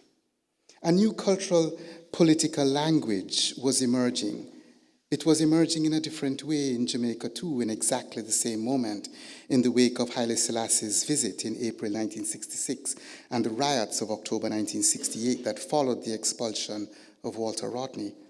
And it is for Hall another rupturing moment of self-deconstitution and self-reconstitution, another intimate moment of uncanny and ironic disruption when he is faced with the unstable historicity of who he is, when he can no longer simply go on occupying the old identity immigrant.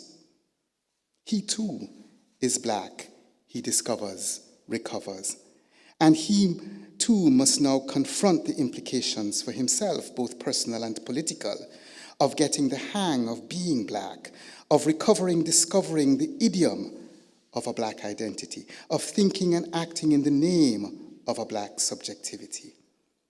Being black wasn't exactly natural to him, he says, but it wasn't exactly not. He didn't grow up that way in that language. He had to grow into it. He had to learn to be what, in part, he already was. Identity might well be constructed, as he said, and I'm paraphrasing, but it wasn't exactly a journey of the mind. Now the point I'm making in recounting this example, its specific content notwithstanding, is less that Stuart Hall eventually grew to think of himself as black, or even that, as a way of theorizing the process, he invented the famous idea of the end of the innocence of the essential black subject, both important in themselves, of course. Rather, my larger point is that what we see here is an instance of the ethics of Hall's art of living in displacement. It is an instance of his capacity in shifting conjunctures to self-consciously take stock of himself, the courage to open himself to the experience of an upheaval of identity in himself, and to be able to respond receptively and creatively and personally to the demands embodied in the attendant rupture. I do not say that it was a seamlessly perfect endeavor, without inconsistency or contradiction. I do not suggest that there weren't limits to his receptivity to changefulness, that there weren't modes of living and idioms of individuality and sociality beyond his capacity for attunement. He was human, after all. But nevertheless, I believe we have, in this example, an instance of the kind of reflective consciousness that he sought to educate in himself and encourage in others, as a way of, as he put it, living with difference, the difference within oneself and between oneself and others. And I'd say that learning to live with difference is another way of learning to live with cosmopolitan irony, learning to live with a sensibility that registers responsiveness to the idea that human being is never transparent, never a simple, seamlessly self-evident totality, but lived in often multiply mediated iterations of division and self-division, lived in short in displacement and non-correspondence. These to Hall were integral aspects of our human forms of life. And what I'm saying is that his sense of them grew partly out of his own primary experience of displacement and non-correspondence, out of the reflexive consciousness of his formation within a specific, that is, Jamaican form of that idiom. Thank you.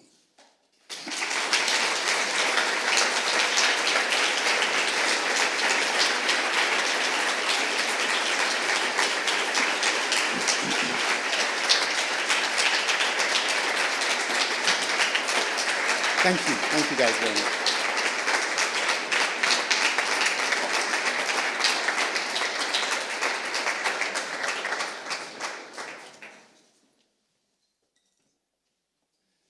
I know you may have many questions, but I learned that there is a bedtime hour of the technical apparatus and we are pressed for time. So I would, without allowing us a break, have to invite the panelists on stage. So Khwezi, Mojisola, Kadija, and Bonaventure, it would be lovely if you could come on stage. We would have short 5-minute statements of our panelists responding to David's lecture and also contextualizing from their own backgrounds. And we'll then open the discussion to questions from the audience that may be about the lecture or about whatever other statement has been made.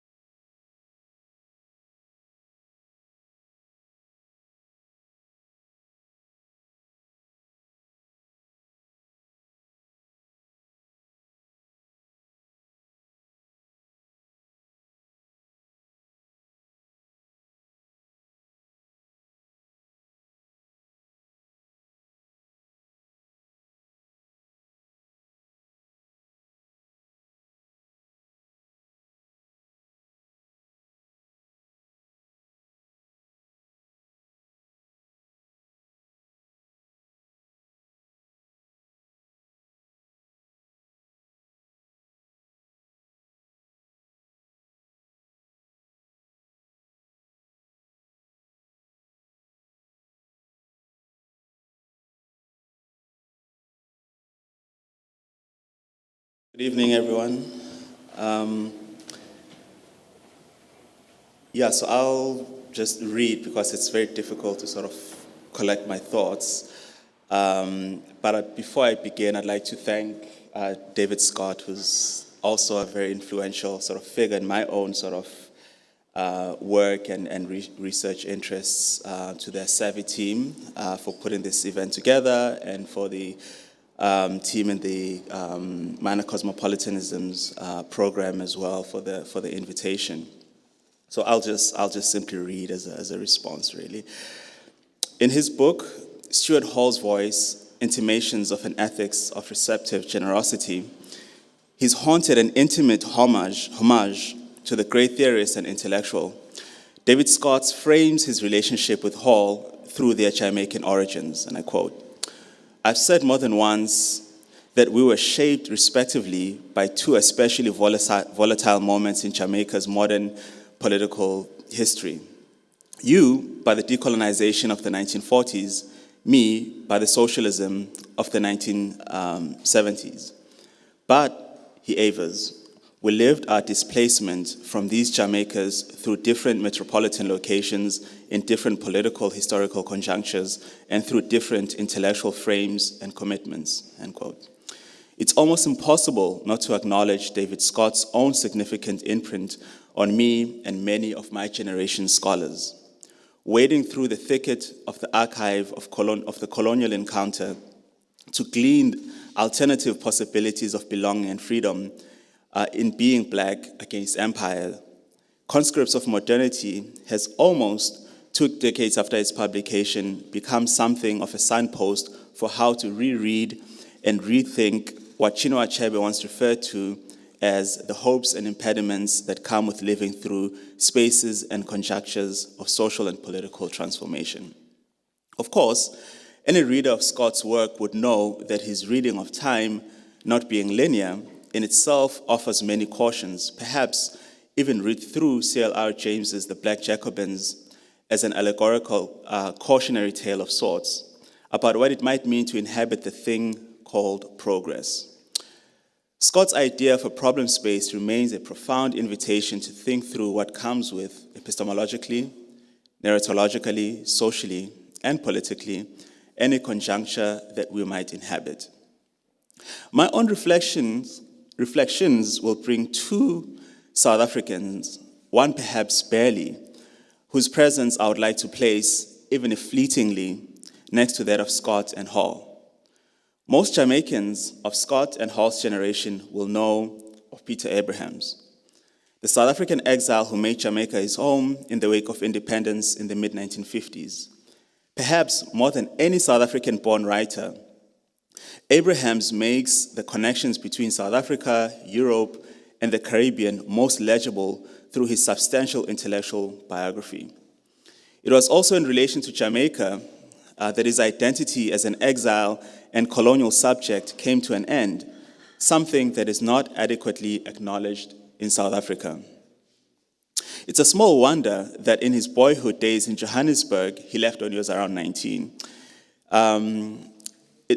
It's a small wonder that in his boyhood days in Johannesburg, his visions of Blackness were awakened not only by W.B. Du Bois, but Marcus Garvey. Bengizizwe Peterson, who left us about 13 months ago, is most likely less known, but his scholarly itinerary included student years in England in the 1980s, where his encounters with the Black diaspora and cultural studies were deeply consequential for his scholarly work. In this regard, the Department of African Literature, in which he taught for all of his career, in itself resembles much of what one might think when invoking the intellectual legacies of cultural studies. And Peterson matters much because among Black scholars of his generation in South Africa, he arguably did the most in listening to the most discarded and easy to dismiss voices of struggle, disgruntlement, and identitarian performance in the post-apartheid post-colony, the Black youth of South Africa. Reading Scott's casting of Hall as engaged in that form of listening that is so inimitably tied to clarification recalls my deepest sense of Peterson's scholarly and intellectual presence. Though not a music or popular culture scholar by training, his interventions, much like Hall's, were provoked by the need to respond and to intervene in some of the most pressing issues of the day. A well-known piece of his, Kwaito, Dogs, and the Antimonies of Hustling, was published less than a decade into South Africa's so-called democratic dispensation. The timing is not fortuitous because, contrary to the sense of newness that still hung in the air, it was the myriad of ways in which, as a horizon of expectation, post-apartheid was fraught with the old problems of the criminalization of the black youth and their forms of cultural expression. The foray into Kwaito by Peterson then was driven by, as Scott says about Hall, the need for clarification, a sharpening of our tools of intellectual inquiry, as well as a suspension of our taken for granted. As Peterson put it in that article, this is the first of two longish quotes, so bear with me. For a while after 1994, young people were often described as the lost generation, referring to what has been their lack of education and place amidst the celebrations of the new South Africa. It is in this context that the reluctance, if not refusal, to consistently engage with the complex and difficult questions concerning how and where disenfranchised youth are to find meaning and belonging in the new dispensation that exacerbates in its own ways the spread of crime. Part of such an engagement needs to confront crime in a manner that does not simply resuscitate the black peril scares of the past, which were always dress rehearsals for socially sanctioned acts of repression, violence, and incarceration of young black males, all done in the name of law and order. Addressing these questions does not mean that one is thinking up excuses for criminal behavior or advocating social responses that are soft on crime. On the contrary, at worst, it draws attention to the many ways in which institutionalized forms of violence, such as the stark disparities that still mark the access to the means of life, are no less offensive examples of criminality, especially in their violation of human rights. We can do no more better than to repeat Manganyi. Chabani Manganyi is an important clinical psychologist and writer, generation between Peterson and Abraham's, I would say. Manganyi's warning in 1977 to the apartheid state that it should be mindful of the self-destructive implications that stem from its reliance on oppression to ensure its own dominance. For oppressed groups learn to live with violence. It then changes from a deterrent to an incentive, especially for the young and rebellious, end quote. One cannot read such a passage without gleaning echoes of Policing the Crisis and its own critique of the English state's overtly racialized designations of criminality. Of course, that the sonic palette of Kwaito, borrowed quite heavily from hip-hop, house, and even ragamuffin, speaks eloquently to how the design of post-apartheid blackness among the youth was in itself a dialogue with transnational forms of cultural expression that, even if fleetingly, carved their own senses of belonging and prestige. For someone like myself, thrust into the cauldron of the Fees Must Fall and Rhodes Must Fall protests in Cape Town soon after leaving graduate school, the provocations of the protests seemed to beckon a kind of multi-directional response that I'm still trying to grapple with. If 28 years later, the transcendence of apartheid has given way to a moribund social and political order clad with the pomp and flair of flag nationalism, how do we sort through the state and its elite's capture, and I use the word intentionally because it's one of the key words in South Africa right now, of the dreams and aspirations of those below who, as Stuart Hall so poignantly put it in a clip in Jonah Cromford's film, The Stuart Hall Project, continue to live in the hold. Hall's formulation captures more directly how the new and the old are caught up in a series of entanglements. And he says, I remember coming down here when I lived in Kingston. It was poor then, and it is poor now. Colonialism is gone. Independence governments of right and left have had their turns in power, each with their own brand of solutions. And the whole process has passed the majority of the people by. Rastafarians would say that they are still suffering, still in captivity, and that this is Babylon, end quote.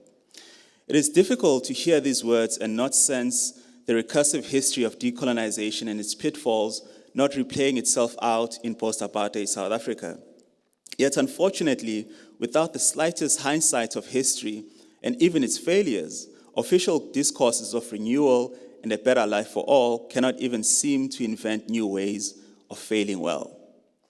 The Fanonian moment of the elites' get rich and keep out of jail schemes always unfold through the style of grotesque taste and rampant conspicuousness.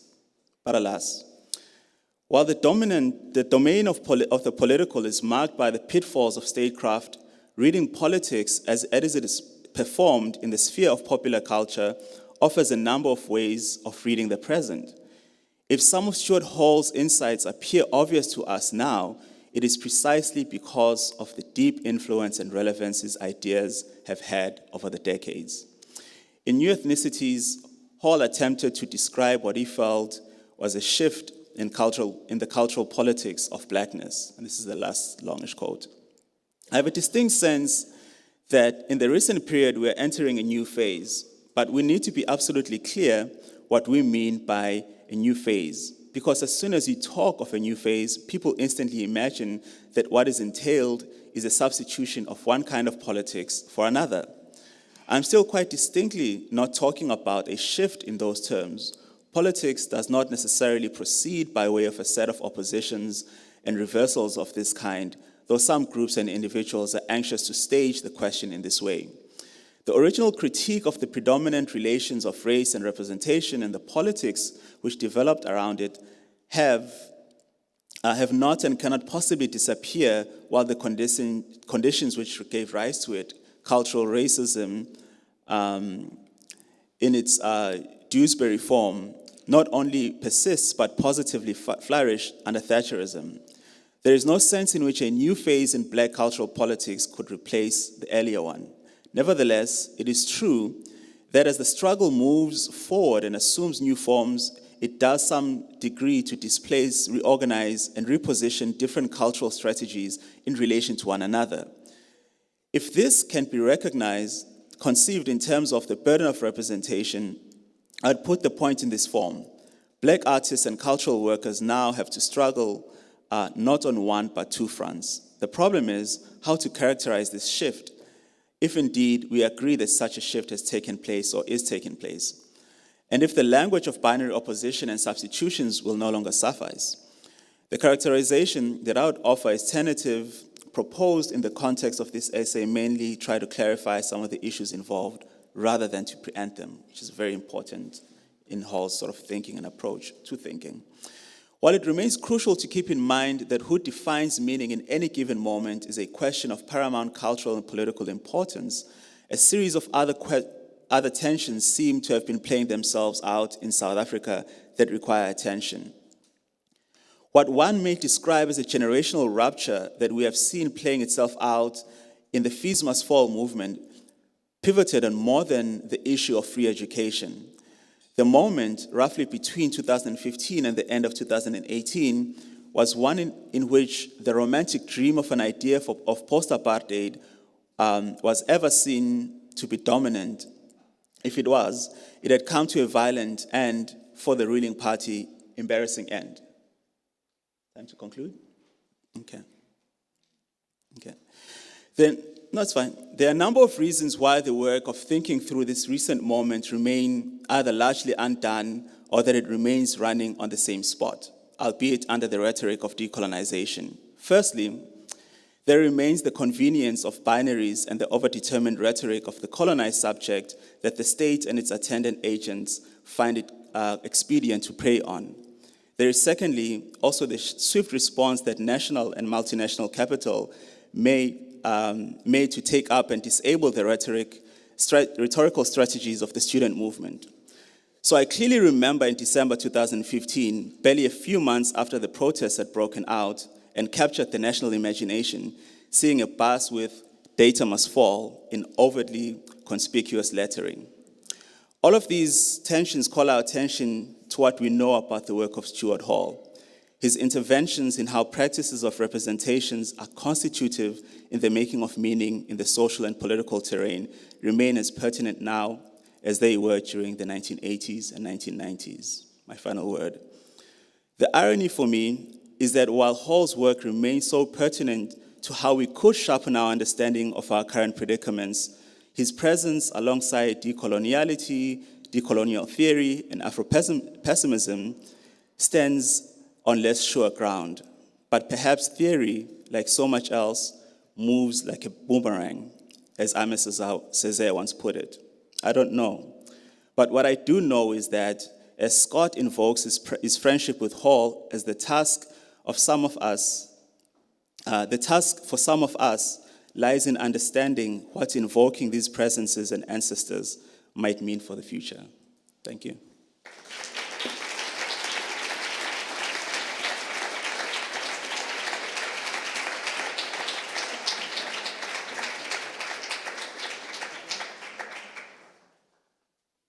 Hello, hello. Good evening, everybody. It's really just nice to be here. Thank you for the invitation, both from Potsdam and from Savvy, to be here this evening. I don't really have so much of a statement. That was so eloquent, I'm not even going to try and compete with that. I'm just going to throw out some thoughts and suggestions that maybe in our discussion we can either talk about and that maybe you might have some questions about and react to. So first of all, the other thing I was excited to be here was to meet David Scott, and to meet him because he's the publisher of Small Axe. That just excites me. I'm a publisher, I'm excited. Okay, and Small Axe is an important, exciting journal. What it excites me about Small Axe, David Scott being the publisher, and journals, is the history of publishers, the story behind the making of the journal. So the publisher's story is just as, if not more important than the content that you're reading. How did we get there? How did it get there? How was it paid for? You know, what stresses and struggles did they go through to get that publication to us, to get somebody else's work to us? And if some of you have ever published, you know how much you stress out editors. Okay? I'm sure this man has been stressed. You can tell by the way in his beard. That is such rich story. And also whenever you're reading a journal, magazine, it is the social and cultural history of the time that you are reading. More than anything else, that's why journals and magazines excite me more than novels, because that's what we're getting from it. So thank you for being here. I can now say I met you, David. It really is. To me, that is really important. So my own research, what I did at Brighton University, was on Black British publishers between 1960 and 1980. And I looked at them through the lens of Pan-Africanism. And that particular time was important. I started off, and really I could have made my life simple and say, am I looking at book publishers? Am I looking at magazine publishers? I decided I could not make that decision because they were equally important and exciting. So I did both. So then I had to find the themes that ran through them. So, you know, I looked at, for example, I picked on like 3 important times, and one was like the independence that was happening when the decolonization and then the independence was happening, particularly in Africa, but also in the Caribbean, and 60 being, as they called it, you know, the year of Africa, when so many countries were given their independence, and also then looking at the time of apartheid, and looking at how magazines and publications interacted there, and there was a lot of crossover. And then also looking at, so those were like mainly magazines I was looking at, and then we came to, from the mid-60s, when 2 black book publishers emerged in Britain, Bogle Overture and New Beacon Books, and looking at the publication of Walter Rodney's books, The Groundings with My Brothers, and How Europe Underdeveloped Africa, which I'm sure many of you know about, but please go and run and read them if not. They're both anniversaries for both of them. So in terms of looking at those publications at that time, for me, what was exciting, especially then when I was looking at the magazines as well, was the whole fact, and this is for me where Stuart Hall's work was interesting, was looking at the decoding messages of those magazines. But even in terms of the covers, I also get very excited about book covers. And I also tell the writers I work with, make sure you have an involvement in the book cover, because that is what people are going to see. That is what is important. That is what is selling. And at the end of the day, you have to live with it for the rest of your life. Make sure you like it. Unfortunately, we don't always get to have those choices, because marketing really sometimes takes that away. But I find those things exciting. And the decoding of those messages from those covers of magazines, of books, is really interesting, is really exciting. And just talking to those publishers at the time. So like looking at the book covers of things like how Europe underdeveloped Africa, how Europe underdeveloped Africa, and with groundings. Well, first of all, with how Europe underdeveloped Africa, it was very plain. It was very plain because that's, number one, that's all they could do. They just had stencils.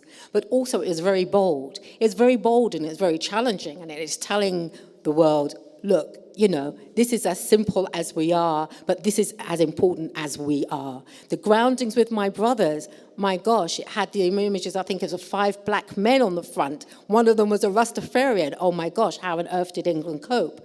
But we didn't, you know, at the end of the day, this was important for the black community. But how are these messages being decoded? That all of that is where, for me, Hall's work came into what I was doing.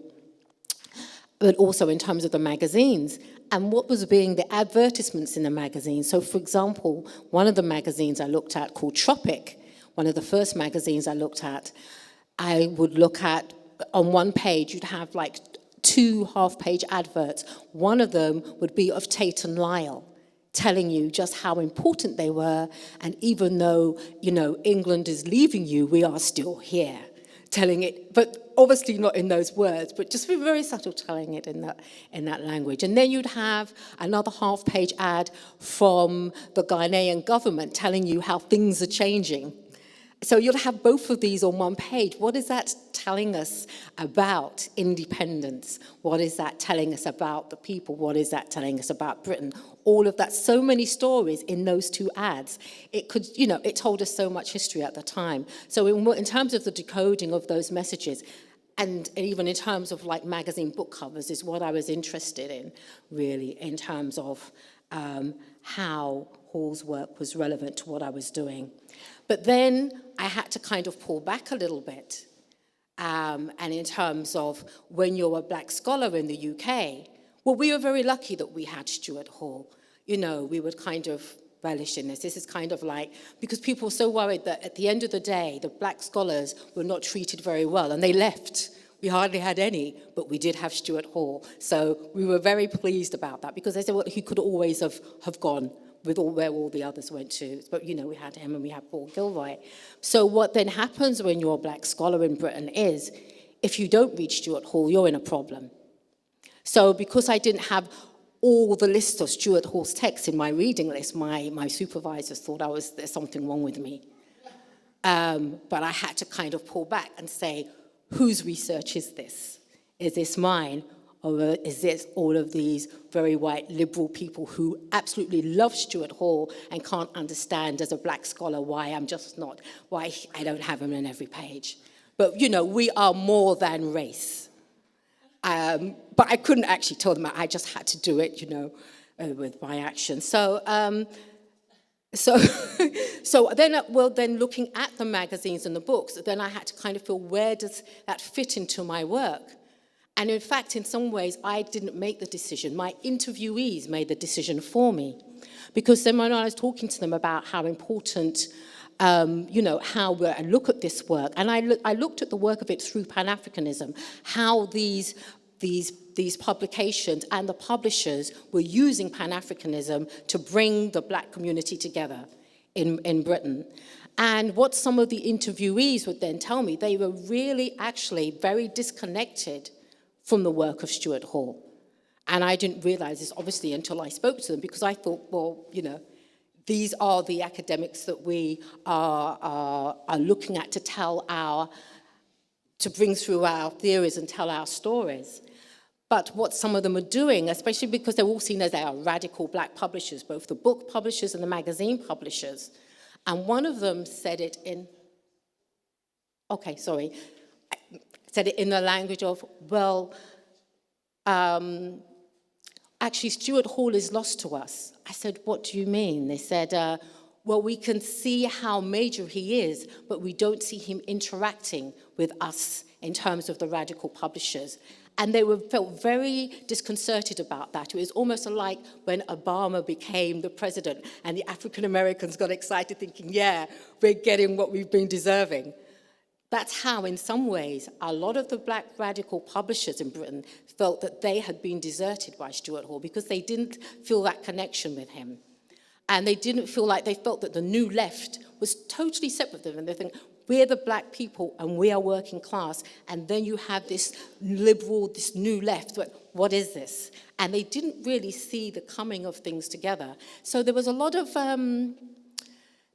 disappointment there in terms of bringing together cultural studies, the work that Stuart Hall did, and radical black publishers. So because I need to wrap up, I'm sorry, I'm going to leave it there, but I just thought, let me throw that out to you, and those are things we can discuss. Thank you.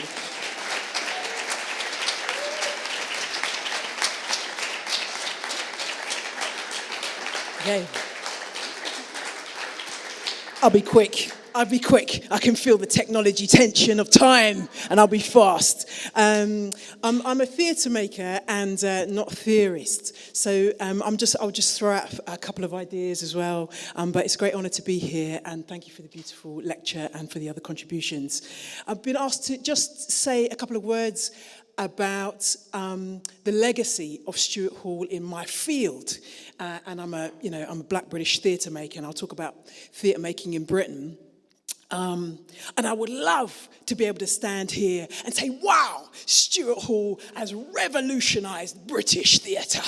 You know, the National Theatre and the Royal Court and all these publishers and all these plays are massively, revolutionised, turned around by the legacy of Stuart Hall. I'd love to say to you that we decode stereotypes, that we realise that we are in a signifying practice, that we know the power of representation, and that actors realise that they produce meaning. But sadly, I'll say, from a theatre point of view, that in both theatre education and certainly the acting schools and the industry that I'm kind of part of, I'll sadly say that I think that Stuart Hall, though he should have had a huge influence on an art form that is, after all, an art form of representation, theatre, that actually, in my experience, my limited experience on that little island over there, that he's had remarkably little influence on British theatre. And he should have a great influence. And when I first read Hall on my MA and saw one of those amazing Technicolor lectures that are still available to people online, if you've never seen one of Stuart Hall's lectures, I still get so excited about the way he spoke, his whole demeanour. It's wonderful to be here with a friend of his as well. And how accessible he was and still is, how inclusive, how warm, how funny. He'd talk as if he was making jokes all the time. And I sat there watching the lectures thinking, who is he laughing with? So a massive influence on me as just somebody who I felt I could relate to as a Black British person, and also somebody who was saying that we produce meaning, that we're not just here imitating nature. And then there's this stupid idea by a guy called William Shakespeare that theatre is there to hold a mirror up to nature, whatever the hell nature is, and that we are there to imitate. And so much so that in the British theatre scene today, an actor is not considered creative. An actor is not a member of the creative team. We don't produce meaning. We're not active in representation at all. We're not considered to be part of that.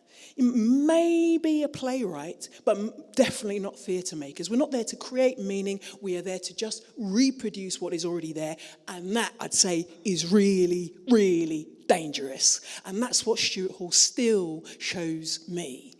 And it's kind of ironic that in an art form that gave us Othello. In a nutshell, those of you who don't know it, I'm sure you all know it, there was a powerful black general, an older man who basically has got some mental health problems. Of course, all this is written by a white man in 1609, living on an island that was terrified of black people coming over and taking over the country. History repeats itself. Anyway, so you got this white man writing a black man in 1609. He's a general, he's violent, he's got mental health issues, he's jealous, he's full of emotion. And what does he do? He comes along and takes your white daughter, so innocent, takes her away. And what does he do? Within a couple of days of marrying her, was it about 24 hours, he kills her. And so what you've got at the end of that is the image of a black man's hands around a white woman's neck. Now, how dangerous is that as an image that has a direct line to Birth of a Nation, that horrendous film, and to the murder of George Floyd and everything that we know we still experience today? That is theatre. Thanks very much. No decoding going on there. Do you know what I mean? So Stuart Hall has a massive influence on me in that I'm here to say thank you to Stuart Hall. I poured a little libation to him earlier, and thank you for this opportunity, Anya and Lars and everybody else at Savvy, for giving us this space to pay honour and respect to somebody that I hope one day will revolutionise British theatre. I did my own little intervention. I did my own little intervention called Nothello. It opened last May, and basically it begins where Othello ends, where Desdemona, Othello's wife, is murdered on her bed, and the play begins at the end, and there is a young man who's interrupting the play, constantly interrupting the play, and his name is Nothello. And who is he? He is the unborn child of Othello and Desdemona. Because why? Because one of the things that Stuart Hall showed us is that absence is just as important as presence. And why are they so damn scared of a black man marrying a white woman in 1609? And why still today is that image so terrifying to the racial hegemony? Why is that so terrifying? Because you get the likes of me. Right? And many other peoples. And that's what they don't want. And that's why they sterilize so many of our peoples here in Germany. So there are so few descendants of African peoples here. And I won't be talking for the Afro-Deutsch. The Afro-Deutsch can speak to themselves. I said I'll be short. I'm stopping now. But what I'll say is that what Stuart Hall showed me is that it's so important who is not represented, who's not on stage, who's not in the image. And so therefore we get Othello from the perspective of Othello and Desdemona's unborn child. Thank you, Stuart Hall, and thank you everybody here.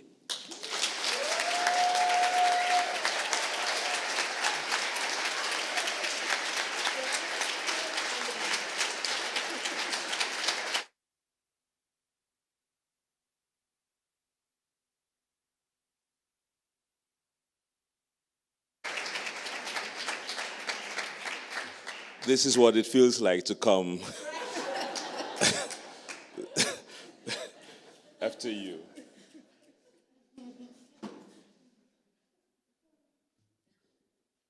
Thank you all.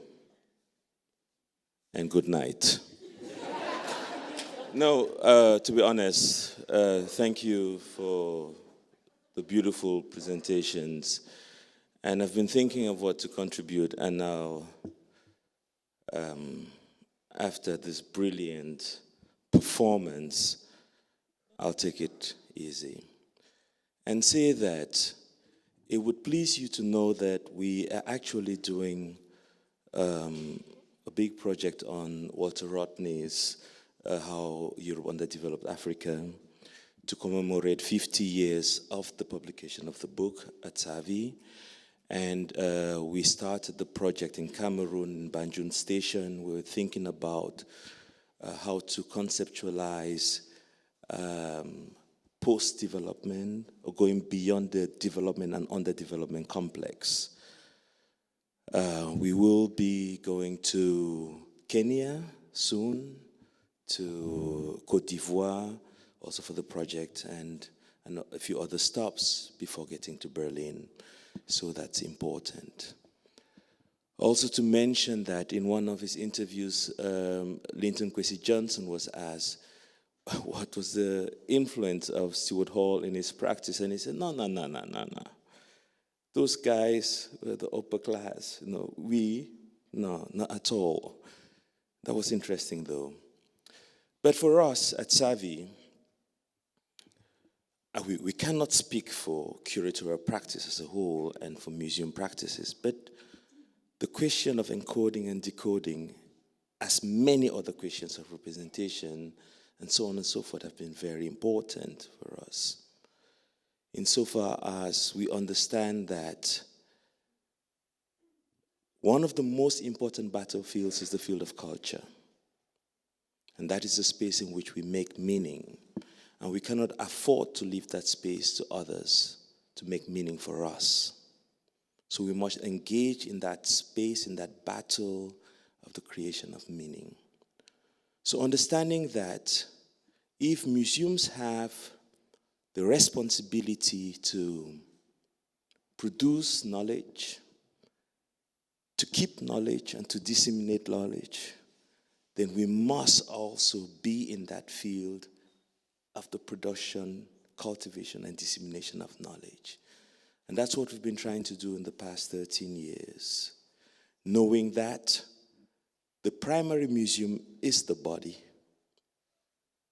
The secondary museum is the museum in which you go to. So we come with meaning. We come with knowledge. And the question is, how do we, in the practices we do, especially through performative practices, find the ways in, cultivating and disseminating those knowledges? So the question of, especially in curatorial practice, what is being said is very important.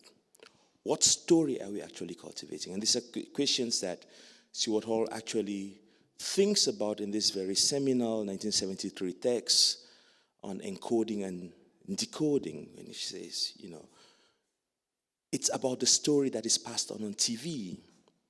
He talks about the medium, and the medium to us is the exhibition space. How do we craft those stories?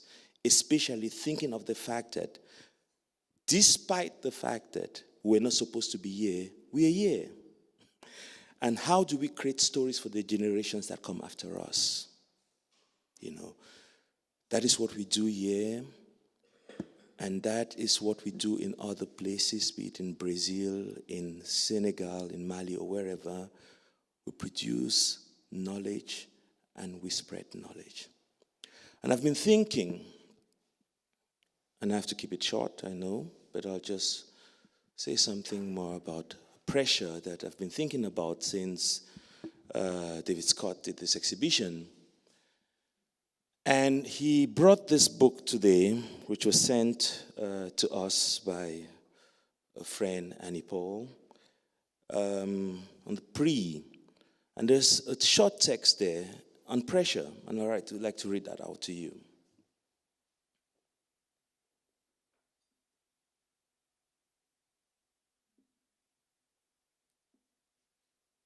From Tiffany Walton. Pressure cooking. If you don't have an entire day to spare, then you need a pressure cooker to cook goat, oxtail, or cow foot. You have to wash the meat good first. Water and vinegar, and if it's fish, you use lime juice. We don't concern ourselves with what the Americans say about washing meat. We never meet a Highland person who takes sick over food poisoning or washing meat yet. Now you season salt, black pepper, whole garlic and onion, all-purpose seasoning, onion powder, thyme, pimento, scallion. Don't put too much oil. Wait until the pot gets hot before you put the meat. You see the light smoke? It's hot now. Put everything in. Give it a good stir. Now put the warm water in. We always have trouble finding this knob. Make sure the pot is on the stove good. Now you leave it alone on medium-low heat for 30 minutes. The pressure takes at least 10 minutes to build. There is heat, steam, air hissing, pressure. All right, time to turn off the heat. Let it sit. It's taking too long to quiet, so you have to pull the knob to release the air. You have to learn how to cook, not for your own survival, but in the service of others. Pressure. Now you have to touch up the seasoning again and let it simmer without the pressure. Add a little all-purpose seasoning again and a habanero. You can't be too spicy. And you can't be bland. A little personality, but not too much. Not shy because then you're dark. Just polite. Pressure. Don't study, man. Take up your books, be ambitious. Now that you've done well, isn't it time for a boyfriend? Pressure. When you get married, when you have children, what if you don't want or experience either? Pressure. You have to make your own money. You can't depend on a man take care of you. Nowadays, the Mwakon look after them. So you have to let the man lead. Statistically, you'll be the higher earner, but never mind that. Work in the home and outside of the home. When you come home, cook and clean, no matter who is home first. Remember, the man is the head and not the tail. Pressure. What happens when, unsupervised, you put too much habanero? What about when you didn't put enough salt, black pepper, and no all-purpose? What happens when you don't let the air out of the pot? What if the lid blows? Pressure. That to me is encoding and decoding, and that to me is also the legacy of Stuart Hall. Thank you very much.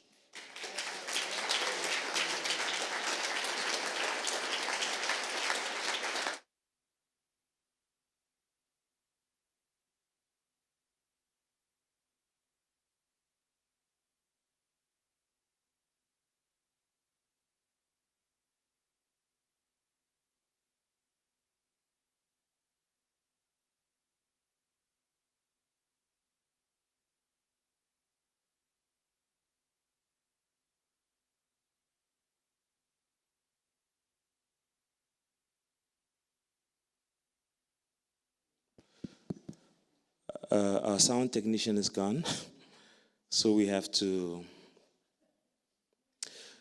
do the bricolage. So I guess we can take a few questions from the audience.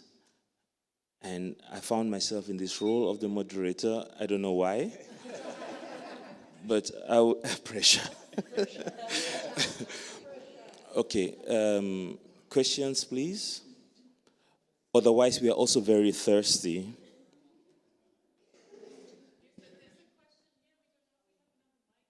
We have several.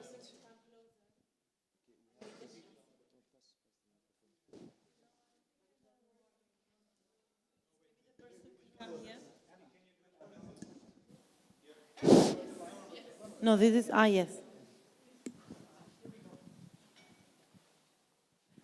Testing. Thank you very much for all your presentations. My name is Yuki. I'm from Samoa in the Central Pacific. My question is for David. Thank you for your presentation. My question to you is whether Stuart Hall considered the indigenous peoples in the Caribbean, and specifically the Taino people in Jamaica, with the formation of his identity, and how so?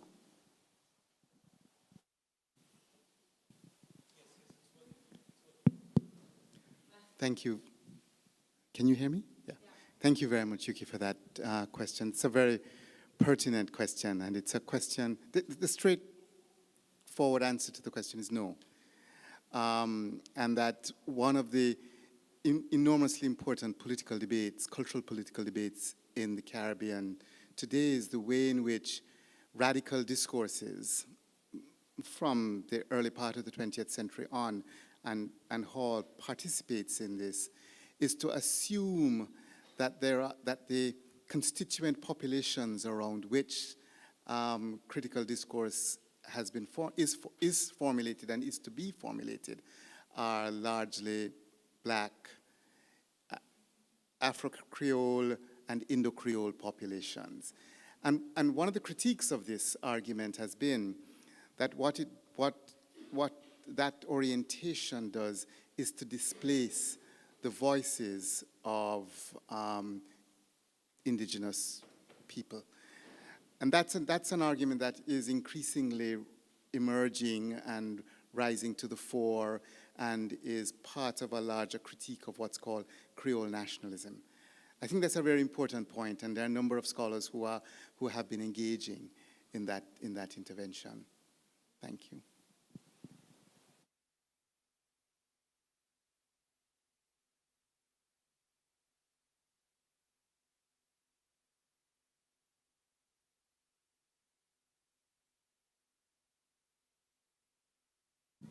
Thank you. And thank you, everybody, for the presentations. My question's also for David, and it's kind of a brief one.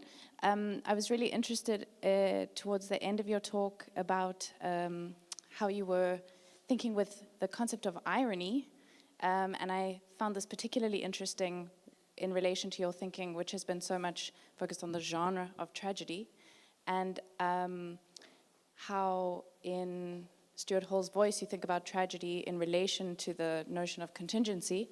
And I was wondering if you could talk a little bit about how you see this irony and the sense of displacement as kind of interpolated with how you think about tragedy and contingency.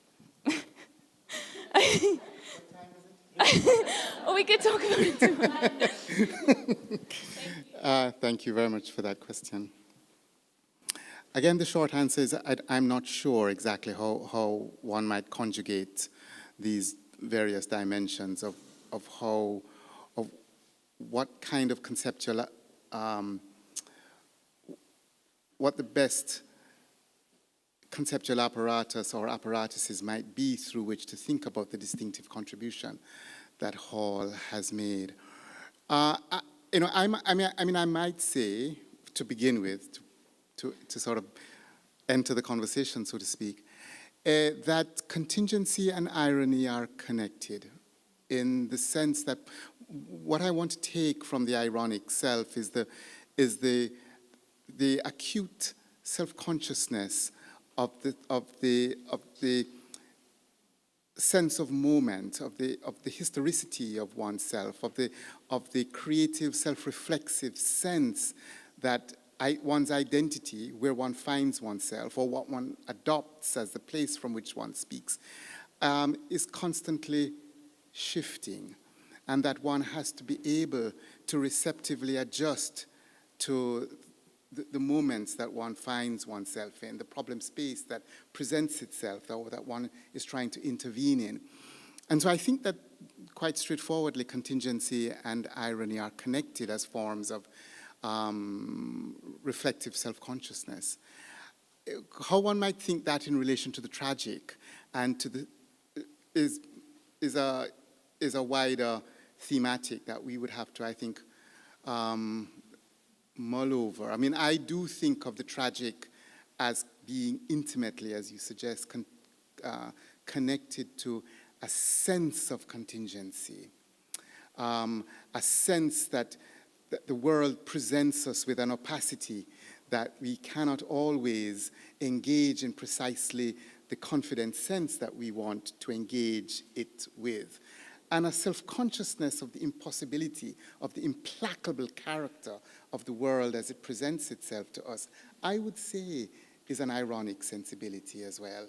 A sense of the place of the tragic, perhaps, is part of what I would want to describe or redescribe as a sense of irony and of the place of tragedy in there. But you know, I also want to say that I don't mean any of these terms that I try to mobilize as keys to a world. The attempt to mobilize a conceptual vocabulary is itself contingent on the problem spaces that we find ourselves in. So tragedy for me is not a universal key, nor is irony, but there are ways of trying to evoke something of the distinctiveness of an intellectual character, and an intellectual character as diverse and manifold as Stuart Hall's was. Thank you.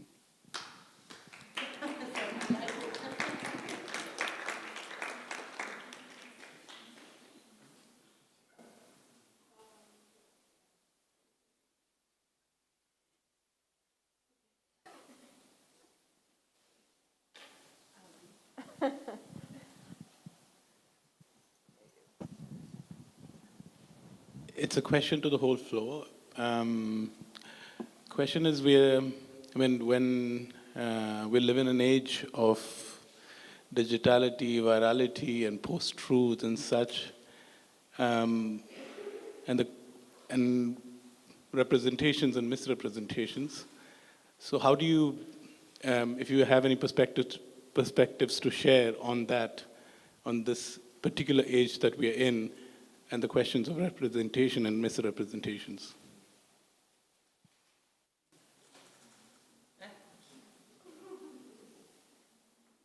I'm happy to pass to my co-panel.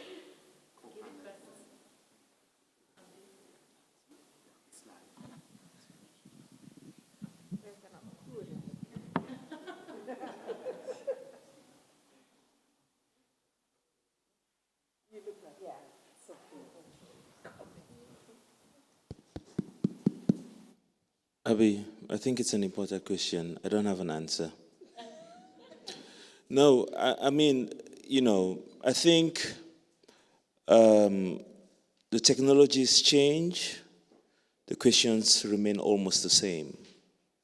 So, who is behind the technology? Who is the so-called producer of the message we are meant to consume? I think these are important questions. And people are asking those questions in many fields. In the field of artificial intelligence, in which you and I are interested in, the question is who's doing basically the coding? Who's doing the programming?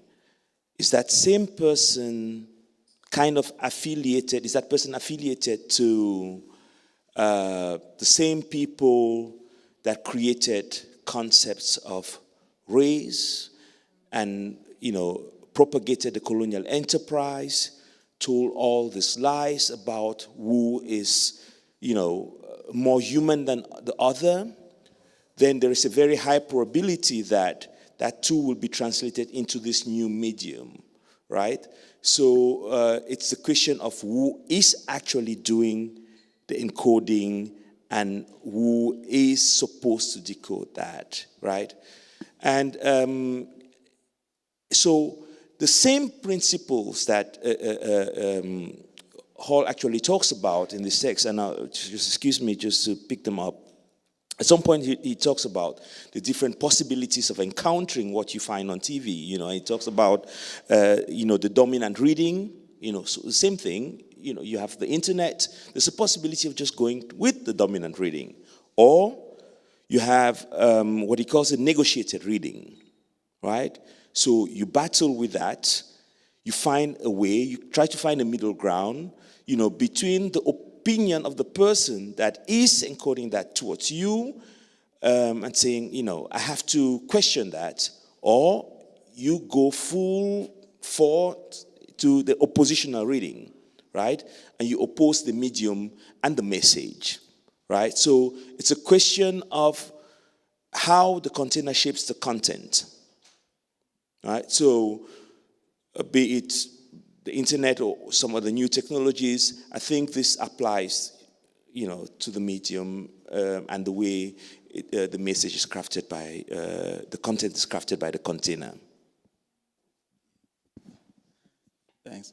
Yeah, quick one for me. I mean, it's just striking with that question is that it's also maybe takes us back to the question of irony, that we also live in an age where, in a way, our access to sort of being able to put a message out there, that's part of the ways in which how we understand ourselves and our freedoms is that we can, But the means of sort of producing that, it's a completely different story, right? So to tell maybe another story about irony, there's a documentary called Influence about sort of electioneering in South Africa, and it actually turns out that the company that helped the last sort of regime, the sort of apartheid government, sort of roll out its campaign at the end of apartheid is the same one that helped the last president in South Africa put out and coined the notion of white monopoly capital. That's kind of one of the sort of keywords that are sort of circulating, right? So how do you deal with that?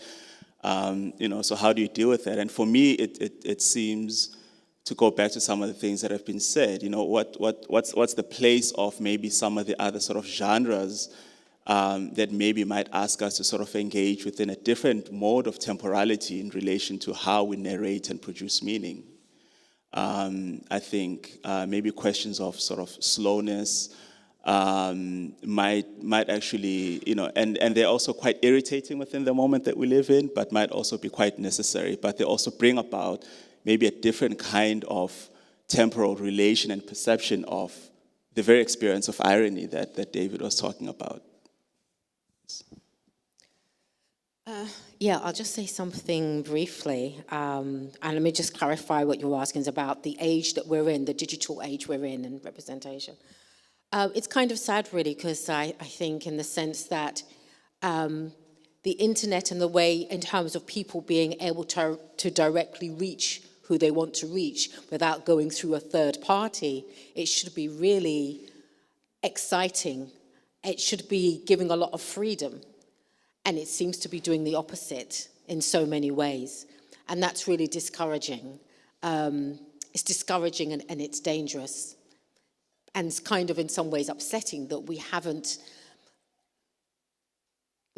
been able to take that opportunity to wrong some of those rights in terms of where there has been decolonization and where there has been gatekeeping to kind of surpass that. And it's kind of like we've almost missed the way it could be used positively. And I'm not sure quite what that is. It seems almost like we've kind of missed the whole point, some ways, of how we could use that freedom of the internet and gone into a whole other thing in terms of this whole selfie culture instead, where it's kind of you're just turning things just totally in on yourself instead of being free, having the freedom, not just for yourself, but for other people, and rather using it to attack other people. So we kind of just turned it in on ourselves, which I think is sad in a sense. And I don't know if that is going to get better. I don't know if the way to make it better is to get rid of the internet or whatever, but something has to be done maybe to turn that around, to use the internet for the good it could be used for, rather than the very destructive forces that it is, not just for individuals, but for groups. Thanks. Thank you.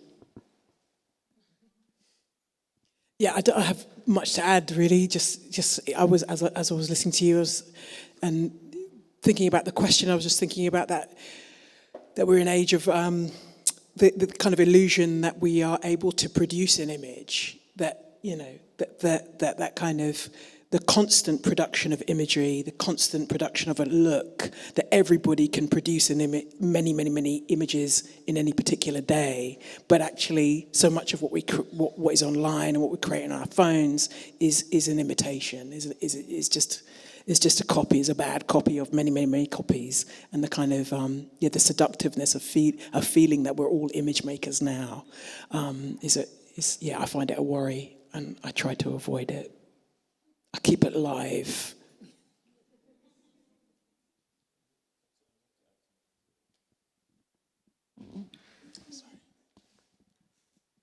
Yeah, just listening to you all, I was thinking of something that happened recently, and there are many other examples, but just this particular one. So it's about creating images, but also about crafting opinions.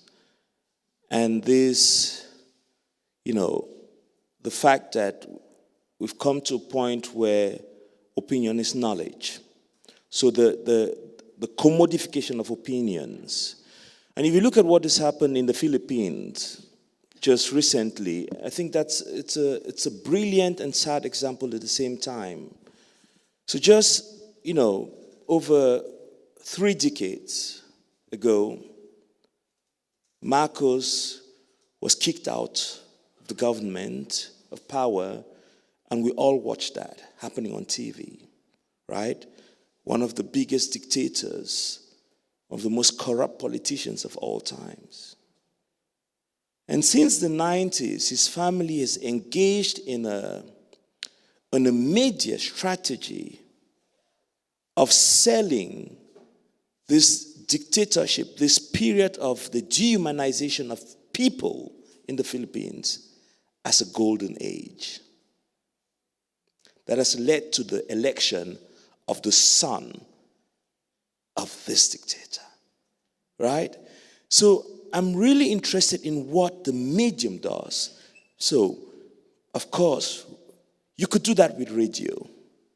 But because of this idea of the democratization of a medium, that everybody has an opinion, and this opinion is equal to knowledge, we spread whatever we want. Now, that's one element. The second element in relation to the medium, and we're talking about, new texts of all kinds here, is the possibility of creating bots. There was a brilliant piece at the Venice Biennial by Lynn Neeson. I think she's like 80 years old, American lady, and she did this brilliant film about, the population of the net with bots. People that look like you and I, that voice the most radical right-wing opinions, such that you sit there and you ask, but if this person that looks like me is of this opinion, why? I'll obviously vote for Trump or something, right? So this is it. The container and the content, right? And what is being put in there and how and for whom and what is the goal? I think these are questions that are at the core of a lot, of the thoughts of Stuart Hall. Now, the question of representation becomes even more important because representation is no longer representation. What you see, well, maybe it's never been, real, but now even more so. It's even less real. That's a question, right? So we must, at this moment where we celebrate Stuart Hall, we must also question some of these things, How far do we go with the question of representation? And how much do we have to think about the question of presence? And not representation, but presentation. Right? We need to talk about that.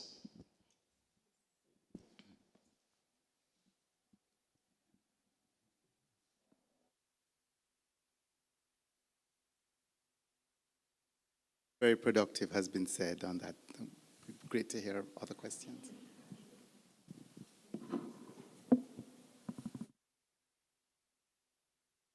In that case, thank you.